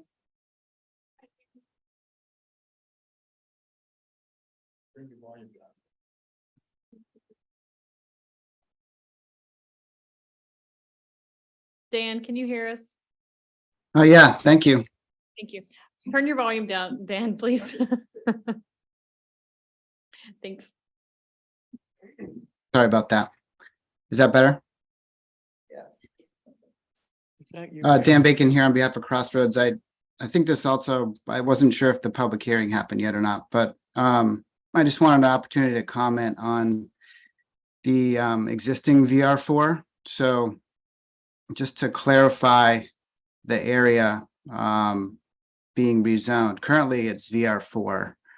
And currently there's not a 100-foot buffer from VR4 to other parcels in the VR4 or the RF. So currently, if development happens in the VR4, there wouldn't be a 100-foot buffer. I just wanted to make that clear because it was suggested that a buffer is being taken away from that parcel to Warren Woods, and under current zoning, there wouldn't be a 100-foot buffer. What's proposed is a change to the CPD. And if the CPD occurs in that parcel and it's commercial, there would be a 100-foot buffer. If it's residentially zoned, consistent with the VR4, the same types of residential uses, it would be a 15-foot buffer, very similar to what the VR4 would allow for. So just wanted to make sure the board understands what could happen today versus the change in zoning as it relates to neighboring parcels. It's not taking away a buffer that was going to be there. That's an important distinction to make. Thank you, Dan. And he's correct. The buffer between the VR4 and the RF is 25 feet. So that's a good point. Thank you. And it's a good point because I never brought this to public comment. And so maybe I should step back. Do we have anybody other than Dan online? No. Okay. Jen.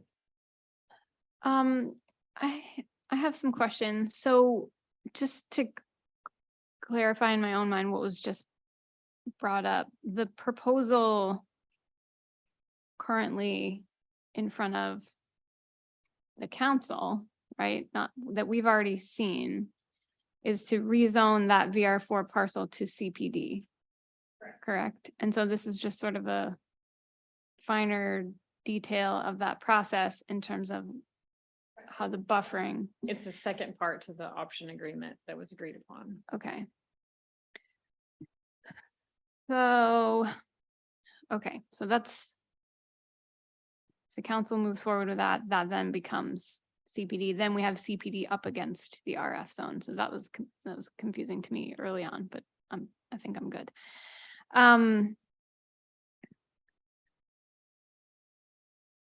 I have a couple of general questions, I guess, or one general concern, at least to start here.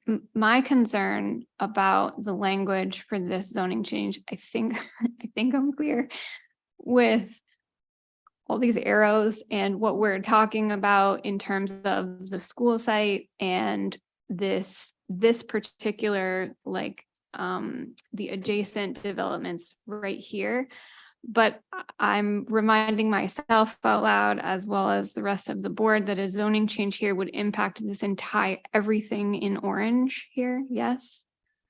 So yes, the text amendment as written would affect the entire CPD, but the only residential adjacency zones that would be a problem is on this side. On this side. So Right. the So you have Higas Park 3 and Higas Parkway Parkway is residential.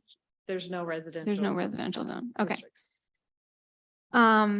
Okay, so that makes sense. And it is just that one side. And then I think it's interesting that we did the residential on the lower part here with the 100-foot buffer currently. Okay, but we're not going backwards. Or we're proposing not to go backwards. That's why you're recommending the date, right? Okay. I'm curious about, are buffers to wetlands separate or other sensitive environmental areas are separate? Yes, so those would be different. Yes, correct. Okay.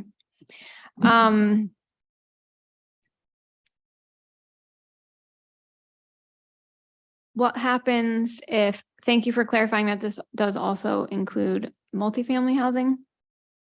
What happens if we had a project up in the innovation district? I don't know if they went forward with this, but I believe that when the board saw it, at least at one point, there was a proposal for mixed use development that included some sort of industrial or commercial use plus residential units. How would this impact something like that?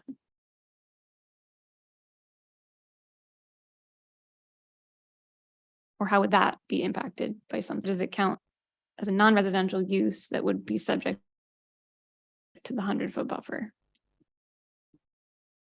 So the non-residential portion would be subject to the 100-foot buffer. As it is now, What if it was in the same building?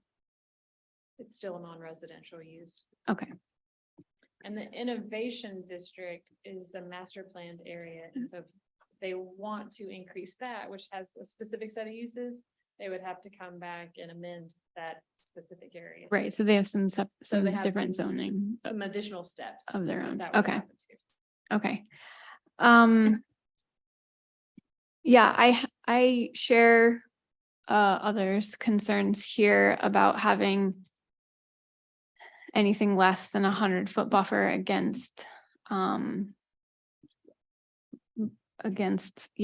natural, preserved and natural resource areas. I'm curious why the language in the amendment here even includes that, actually. So it says adjacent zoning district, residential district, or natural resource district. And I think that I'm reading that the proposal is to provide a 15-foot minimum setback to that. It's just to respect the original language of the CPD. And so if anything down the road were to change, and our shoreland zoning were to change and be included, then this would still apply. I tried to find out why it was originally included, and I think it was just an extra protection to put in. Because the only natural resource district we have is the shoreland zone, Is the the resource shoreline. protection. And so if that were to change, which it can, then it would be protected as well. Okay. Right, so that's an overlay over the RF. It's in different places. In- It's not in- adjacent. Or where we're talking about, I guess. No, the RF is not a natural resource district. You would have to add an additional line for RF to be all uses 100-foot. RF is not protected in this proposal as a natural resource district. Okay, so the distance to Warren Woods, then the fact that that's Warren Woods, that just happens to be owned by Correct. It doesn't have. any land trust, special doesn't zoning carry any approval. sort of Correct. protection, It's which is, still just a residential district RF, yes. okay.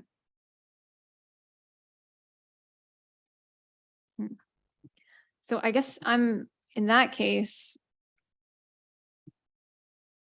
what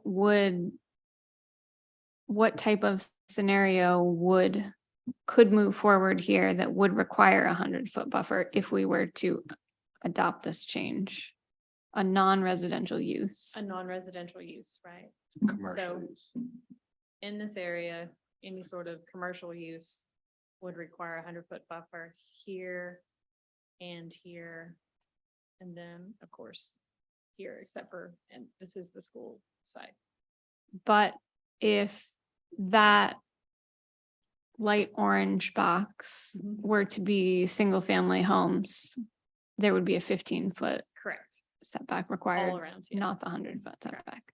Okay, thank you. I think that's what I was getting at all along.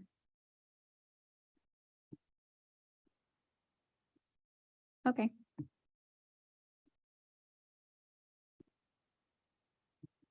I think that's all of my questions.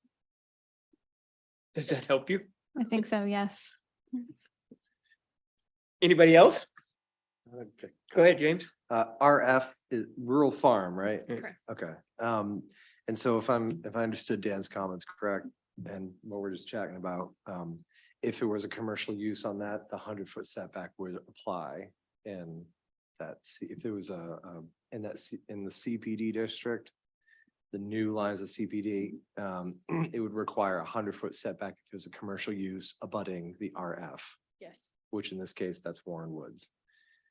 If it were to be mixed-use development, that would be now a 15-foot setback from RF. Any non-residential use is going to require 100 foot. Okay, Now, so- that's not to say they couldn't cite it differently. So they Yeah. could cite the residential 15 feet and then put the mixed use over as long as. Further away, as long as that- Yeah, that it is could be 100 part of foot away. a Okay, combined development.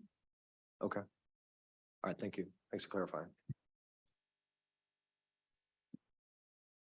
So I guess the question is, what do we wanna give to the town council as a nod of we accept this, or are there any other conditions we want to put on? I'm thinking that no matter what, we'd like to keep the 100-foot, any abutting to the RF, given that it's the Warren Woods, wouldn't we want no less than 100 feet regardless? I will say that I live very close to one of the current schools, and I just did a quick measurement on my own because there is a wooded area behind the school. And I was curious what that is in comparison with what we're talking about here. And my family walks through this area. There's a little path, little wooded path, and we walk through this area every morning. And it is significantly longer than 100 feet.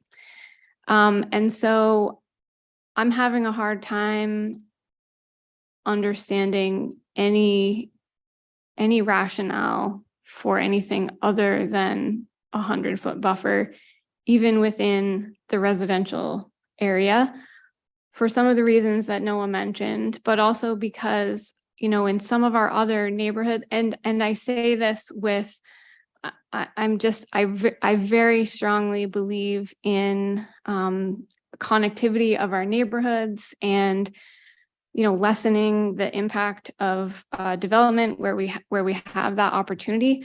But I think that, you know, if you've, and I know that we've all seen these things, like when you visit a quote unquote newer development in Scarborough that is a smaller footprint, and where everything is much closer together, there are no woods. There are the trees are, you know, if there are trees, they're not street trees. Typically, they're typically trees that homeowners have planted. And they will take an incredibly long period of time to mature out, versus some of our older neighborhoods that do have some of these buffered areas, whether they're called buffers or they're just, you know, rows of trees that didn't happen to need to come down because of the development that was put in.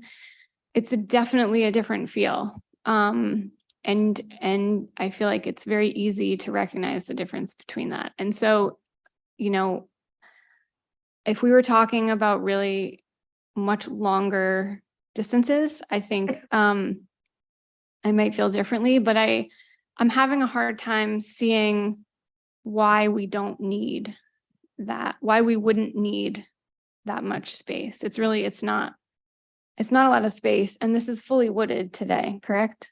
Yeah.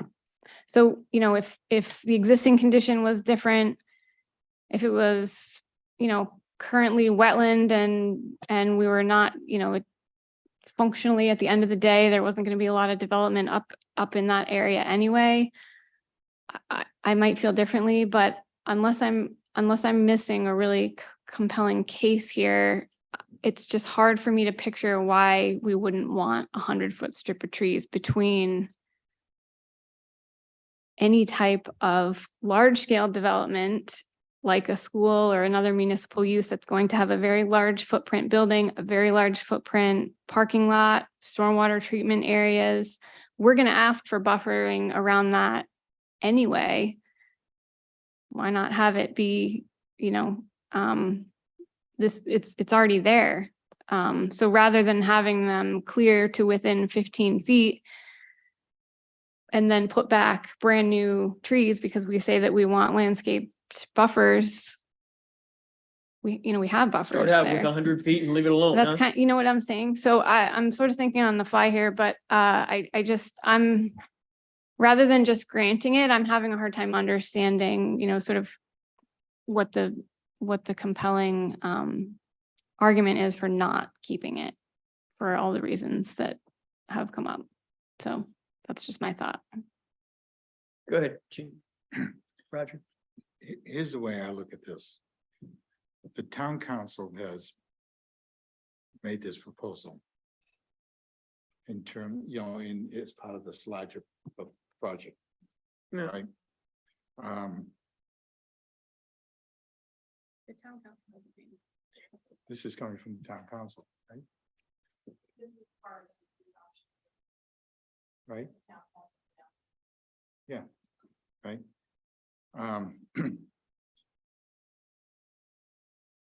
I don't see a problem with what they're proposing.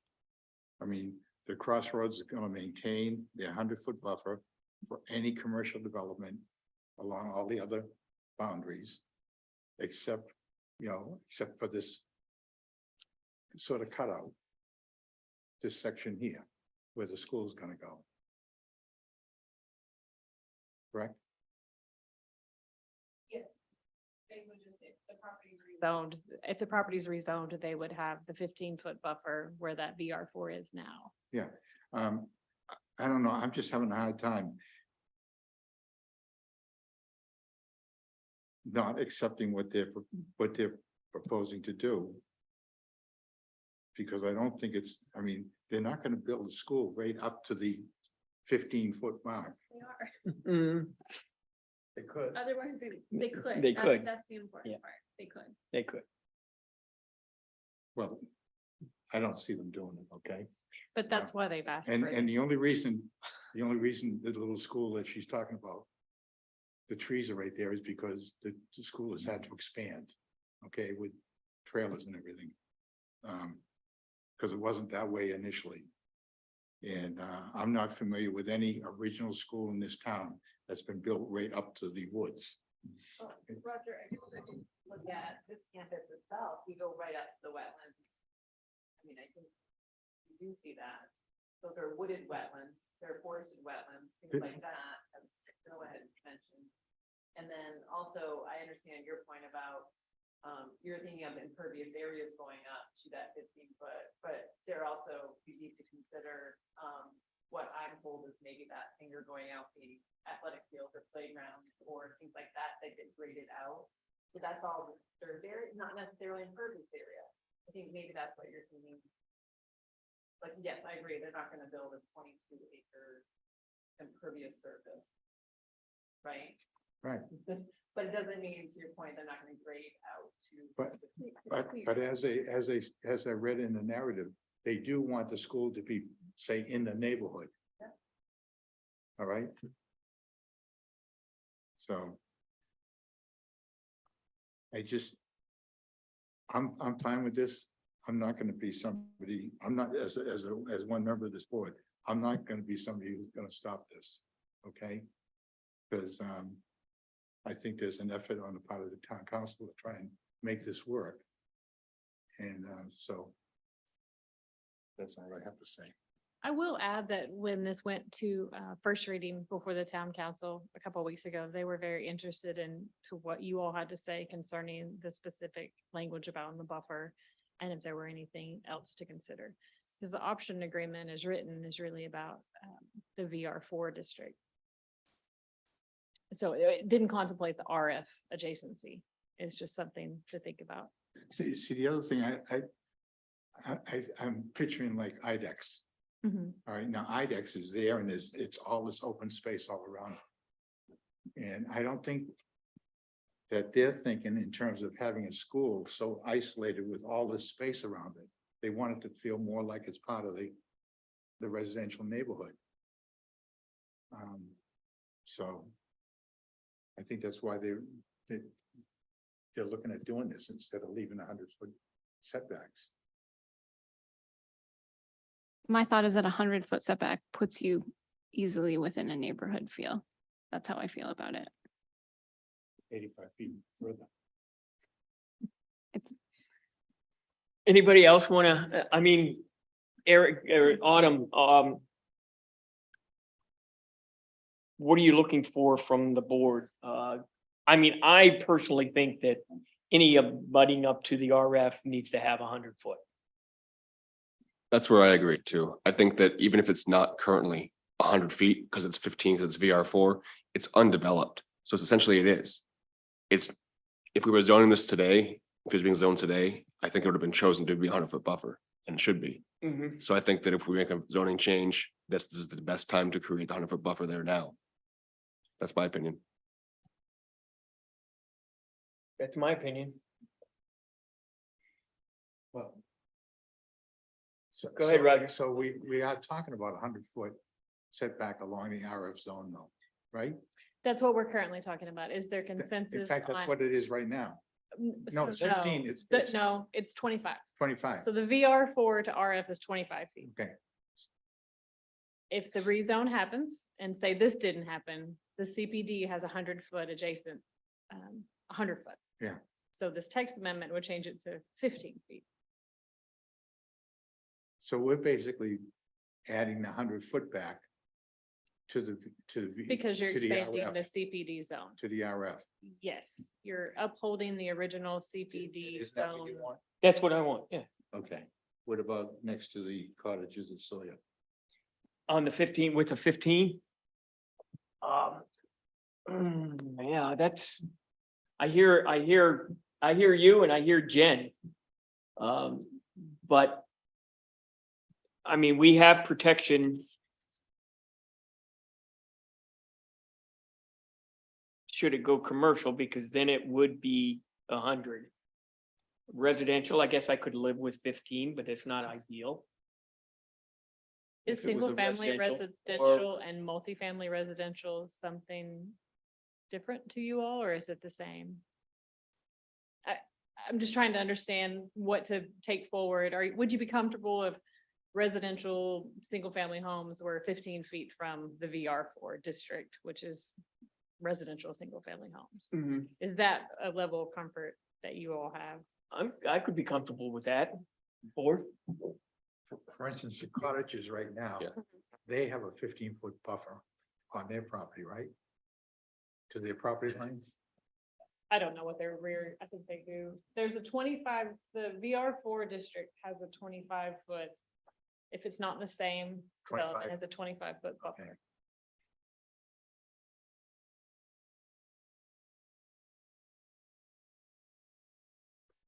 So I guess there's just a couple of things to consider. It sounds like there's some concern with reducing.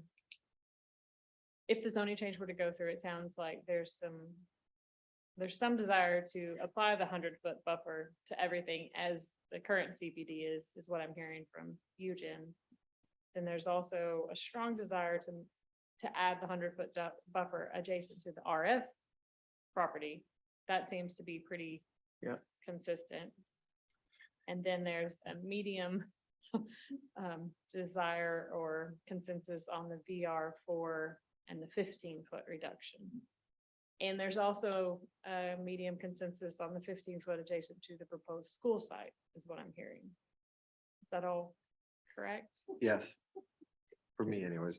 My question is, and I think Dan had pointed this out earlier, is if maintained, if the zoning is maintained as it currently stands today, they could theoretically develop up to 15 feet next to RF and VR4. 25. Excuse me? 25. in the- 25, thank you.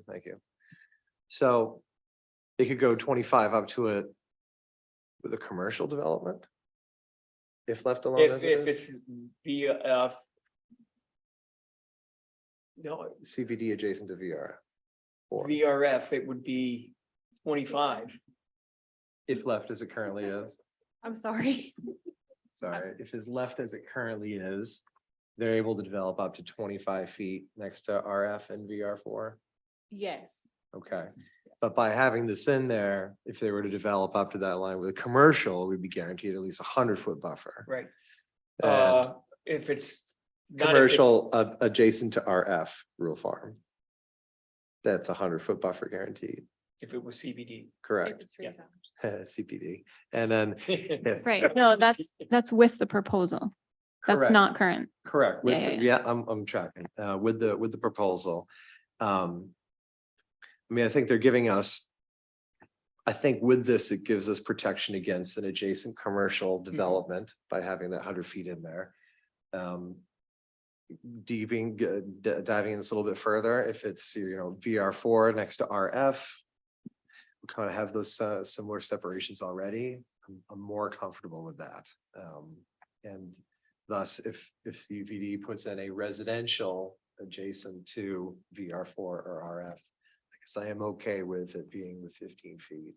I would not like it being, the multi-family unit, the high density unit family. That's what I would have a problem with. Does that make sense? Crossroads, they can do that though. They can. Yeah. Yeah. Yeah, so that's, I guess that's my concern with like the distance and such. On the face of it though, the biggest one you want to protect against is commercial development, because that's where you get your lighting pollution from. That's where you get most of your vehicle noise. Most of your traffic tends to go through there. Residential tends to be a lot more quieter and really at this point attracting kind of what we want to have in the town anyways, as far as younger families wanting to move in here. So that being said, I understand the concerns of being this close to RF, VR4 with the changes, but with the 100-foot buffer in the commercial zone, it makes me more comfortable going with this as it currently is. Okay, I have nothing else to add. I said my piece. I think I agree. all right, I guess I'll go back to you, Autumn. Do you have what we want? I mean, I want the 100 feet with our ref. I can live with 15 around the school, I suppose. If that's what's gonna happen. Would it be possible to do just a straw poll sort of on each element that we've talked about? Sure. Is that fair? Because I'm gonna say I'm confused. Yeah. that's fine. So the first element would be the 15 feet around the school and VR4 zoning, 15 feet around that. Is everyone comfortable with the 15 feet? I'm comfortable. Reduction from 100 foot to 15 feet adjacent to VR4 zoning. I am not supportive of that. Okay. Yeah, I guess I can't support that either. I can. Okay, I wouldn't. James is in support and Bennett. I would support that. Did we move Bennett to, well, we're not voting, but in Noah's absence. Okay, Oh, yeah, we're not voting, but but I'd like to. For do an opinion, numbers. yeah. Okay, so we have 3, 2 in support of a 15-foot adjacent to the VR4. Okay, and then adjacent to the RF, we have discussed maintaining a 100-foot buffer no matter the use. What is the general opinion on that? Are we in I favor support of that? In favor. So we have 5 in Yes, favor agreed. of 100-foot, Yeah. no matter the use adjacent to RF. Yep. Okay. Okay, I have what I need. What about the existing? Oh, and what about the existing? Would you like to keep a date so that what's already been put into place must be maintained, or are you comfortable with that? Just changing The light blue arrows. the light blue. oh, We haven't talked a lot about that one, but it's So that's just, 100 foot already. it's 100, right, but making sure that it doesn't get to be reduced. yeah, Yeah, I want to Yeah, keep that. up. Yeah, I did not want to reduce it. Okay. Yes, not reducing that. Okay, okay. All right, I think we have. what you we- got it now. Yes, thank you And, very and, much. and the other thing, is the affected area, future development, those black arrows. That still stays at 100, No, no? No, that's the proposal. It's that part goes away Oh, because it it's just not goes away adjacent to because it's gonna anything be anymore. planted. It's all Yeah, part Gotta of be the. all- Right, it's all Right. CBD. Okay, okay, Yeah. okay, all right, good, but it shifts to the next to the green. nearest. yes, okay, And so, okay, yeah, okay. All right. We'll go with that one. That one's a rough one. I knew I was gonna have trouble with that one. Moving on to item 5.02, the planning board will conduct a public hearing on proposed amendments to chapter 405B, Town of Scarborough Site Plan Review Ordinance, section 4, Performance and Design Standards, subsection H, Lighting, and chapter 405B -1, Design Standards for Commercial Districts. Autumn, this is yours Yes. as well. Yes, thank you. So this one is part of our comprehensive plan goal, vision number 3 is really about our ordinances, and part of that effort is to simplify our zoning ordinance. And so we are doing an ordinance consolidation process that is taking our existing 405B site plan ordinance, our design guidelines for commercial uses, and anything else that has there's words written in a little bit in a lot of different places. So we're trying to consolidate those, and there's a process. We're taking several of these are in different phases, and they're working with different committees. And so lighting has worked with the sustainability committee. And then so I'm really excited to bring this one forward first. It also went to the ordinance committee, and they recommended it go. It went to council's first reading I think this one was actually at the beginning of September. And so the proposed changes really seek to give a lighting ordinance that has clarity and specific requirements. And I think we all hear a lot of similar comments every time. And so those are now in the ordinance, and those are required. And so the proposed changes really take a look at our applicability. We added language to ensure redevelopment must comply. There's definitions that have been added. The lighting plan, there's some requirements put back on the developer to tell us what IAS standards they are using and how those are being met. We have some requirements, really took a look at what's permitted and what's not permitted. The technology has come quite a long way since this was last written. We've removed a lot of redundant language. We removed service station lighting because IAS standards will apply to that. We've added lighting requirements for athletic fields, removed things for wattage. So a whole lot of things. And in your packet, I don't know if you all saw it, there was a very colorful version. And so that one I think is the fun way to track it. And it's that one. And so that is really the only way for me, and I think the groups that have been working with, to track the madness, if you will. So it shows you where things have come from and how they've been combined, and then if there's new proposals. And then that one really has been helpful, and that's how you'll see all of these as they come before you, so you can see where the ideas came from. But with that, again, as I mentioned, we met with sustainability in May, July, and ordinance committee was in August, and then town council in September. And then based on what you all say, our second reading is next Wednesday, October 18th. So I'm happy to answer any questions that you have about this. Thanks, Autumn. Just as a kind of a narrative here, as Autumn mentioned, the Sustainability Committee did take a first hatchet at this ordinance.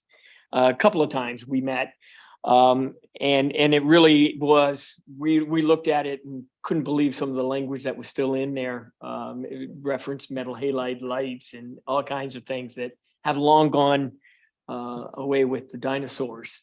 What you have in front of you now is a pretty digested lighting ordinance that I think is easily understood by the developers. And we took it one more step, and we asked James, who happens to have this as his full-time job in dealing with lighting plans and things. We felt like we wanted another advice, so he entered into the discussion, and as a result, you have what you have in front of you. And I think it's sound. I think it's updated. I think it is very prescriptive. So it is something that you either meet it or you don't. And if you don't meet it, well, we won't see you back here again until you meet it. And that's about as simple as it can get. I'm glad to see these kind of things were pulled out of the design standards and put into the site plan review, because I think that's where it gets the biggest meat. Or it holds holds a much better possibility of getting through with the developers that, they got to do this. James, do you want to add anything? Yeah, thanks, Rick. No, this is, the updates here really kind of brings the town into, say, the 21st century, as far as just updating with the current lingo, the current technical knowledge, the technical, library base that's available now for people to select fixtures and specify them. And the tools that are available to designers now are way different than they were even 20 years ago. So I'm really happy to see all the updates that are coming here. And I think, and what we saw earlier tonight with sort of the ease at which some of these applications are coming forward now, and applicants are able to access this information more readily and not have it be such a mystery to find.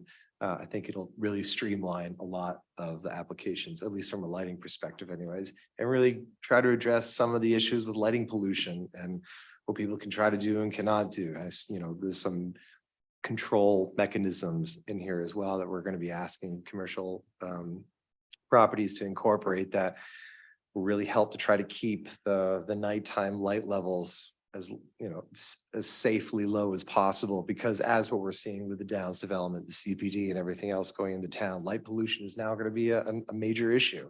It already is a major issue, and anything that we can do at the local level to try to help that and set an example for other municipalities around there, I think could yield good things. So that's all I have to say about that. Before we go any further, though, I forgot to open this up for public comment. So I'm gonna wrestle everybody back a step and go through that formality. So this is now open for public comment. We have nobody in the audience, so. All right, so all those people in television world, we're now off of the public hearing section, and we'll go back to any comments from the planning board members here. Thanks, James, for bringing that context in. Can I have one question? One question for staff. Go ahead. And first off, thank you, staff, for putting this together. One question I have is, when will the ordinance, do you think, be reviewed again? 10 years, 15 years? I would suspect that once we get all of these in order, and so our next one will be landscaping, and then we have architectural standards, and then Roger's favorite, parking, and then signs. But I think once we get them all in order, I would say, as we find things we need to tweak and change, it won't be a mass change, right? So my vision would be at the end of every year, we go through and do some ordinance cleanups, see what we've found throughout the year, because we'll never get everything 100% perfect. So I think it would be an annual or every 2 years. So We got the That's awesome. EV Thank you. ordinance perfect the first time. Notice how nobody's come back to us and said they can't do it. So that was perfected.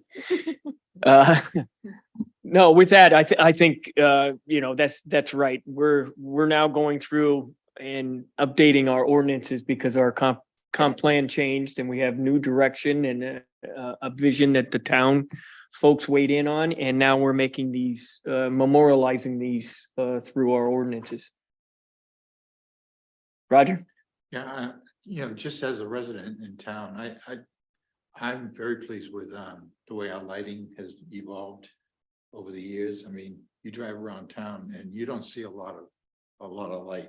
And if especially I noticed the signs, where we don't like the white backgrounds, because if you're driving up Route 1 from the community just south of us, there's a lot of glare.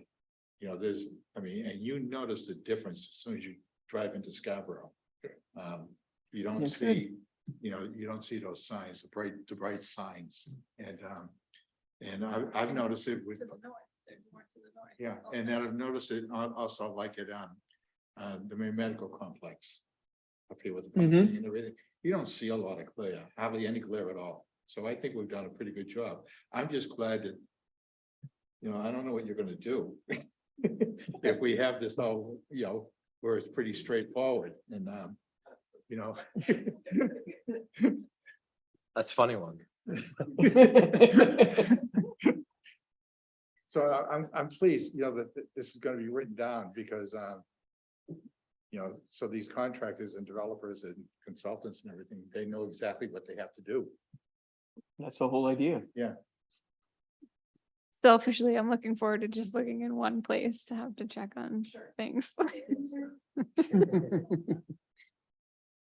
We'll get James onto parking. I would just echo that and thanks everybody for working on these, making them so much more clear and concise because Yeah, Yeah. well, Autumn did the heavy lifting on that. Yeah, well, She, thank you, Autumn, but I know, Rick and James also, you guys had a hand in it and it's big, it really helps. So being a new member to the board, you get these giant binders and lots to look through and it's like, I gotta find a whole different, section to look at this. It's much nicer when it's in one place. So I really appreciate that.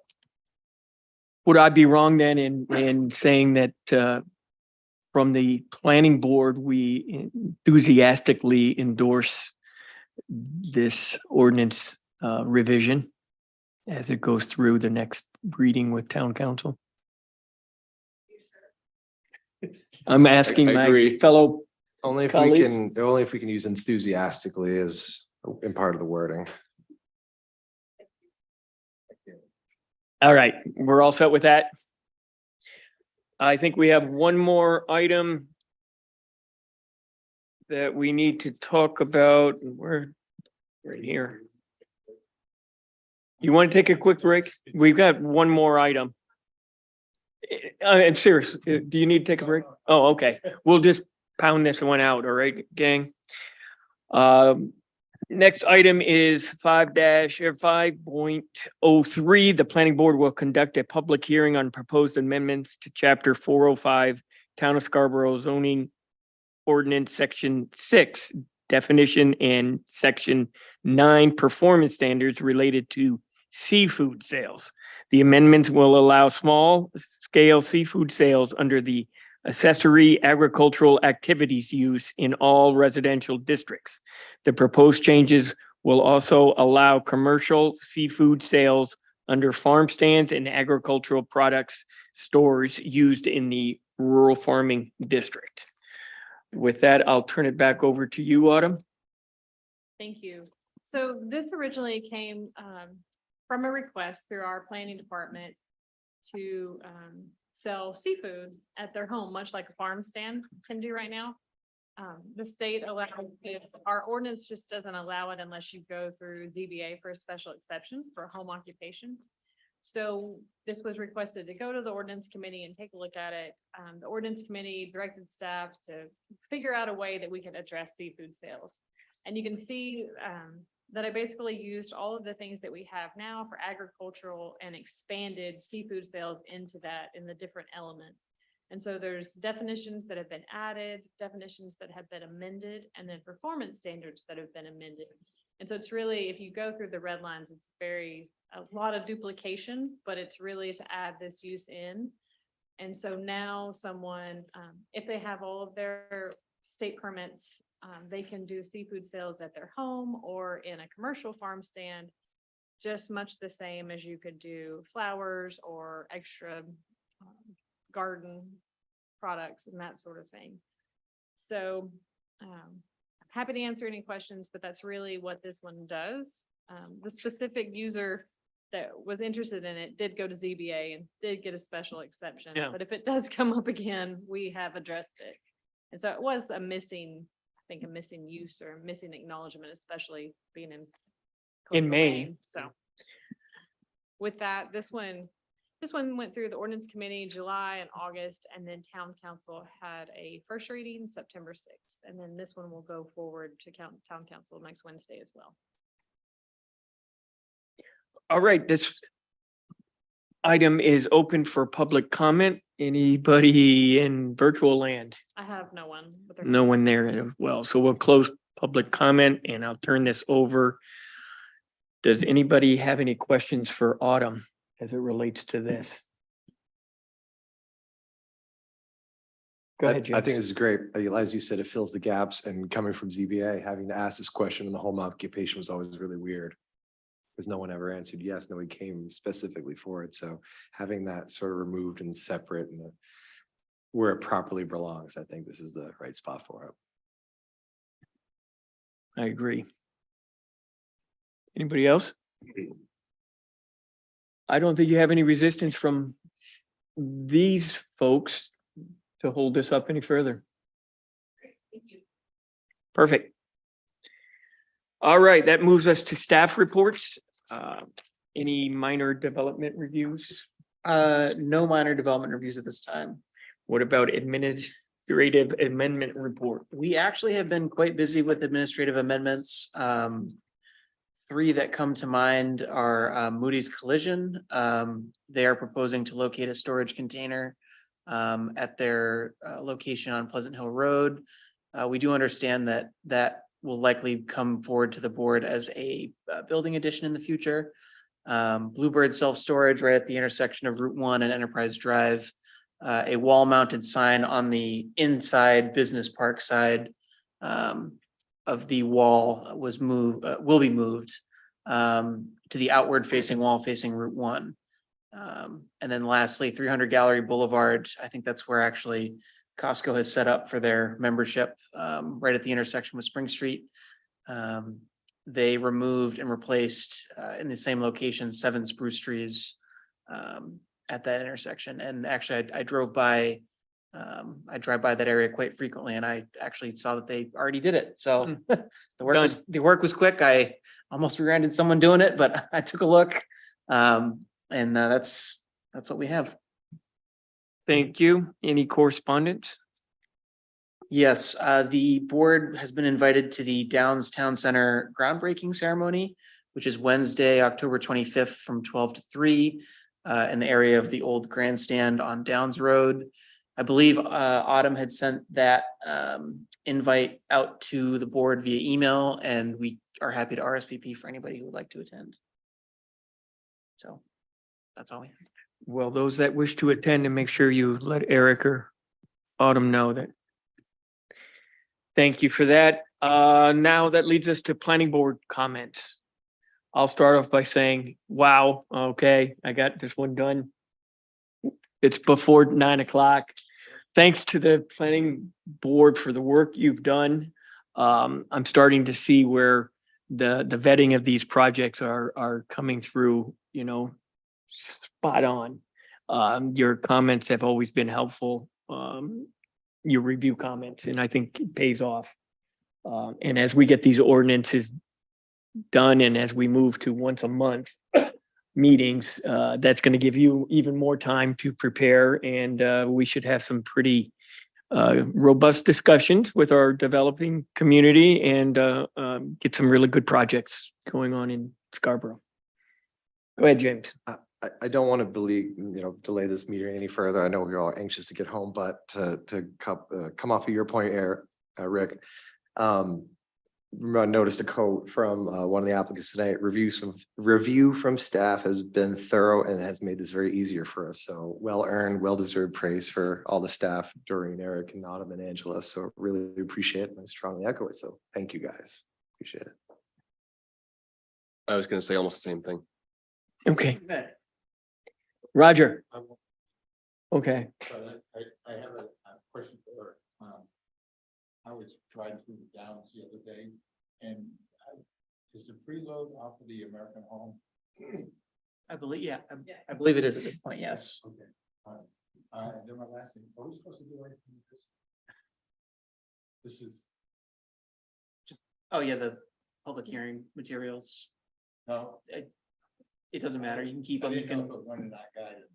No, not yet. Oh, no, okay. All right. That's all. Oh, I didn't have my thing on.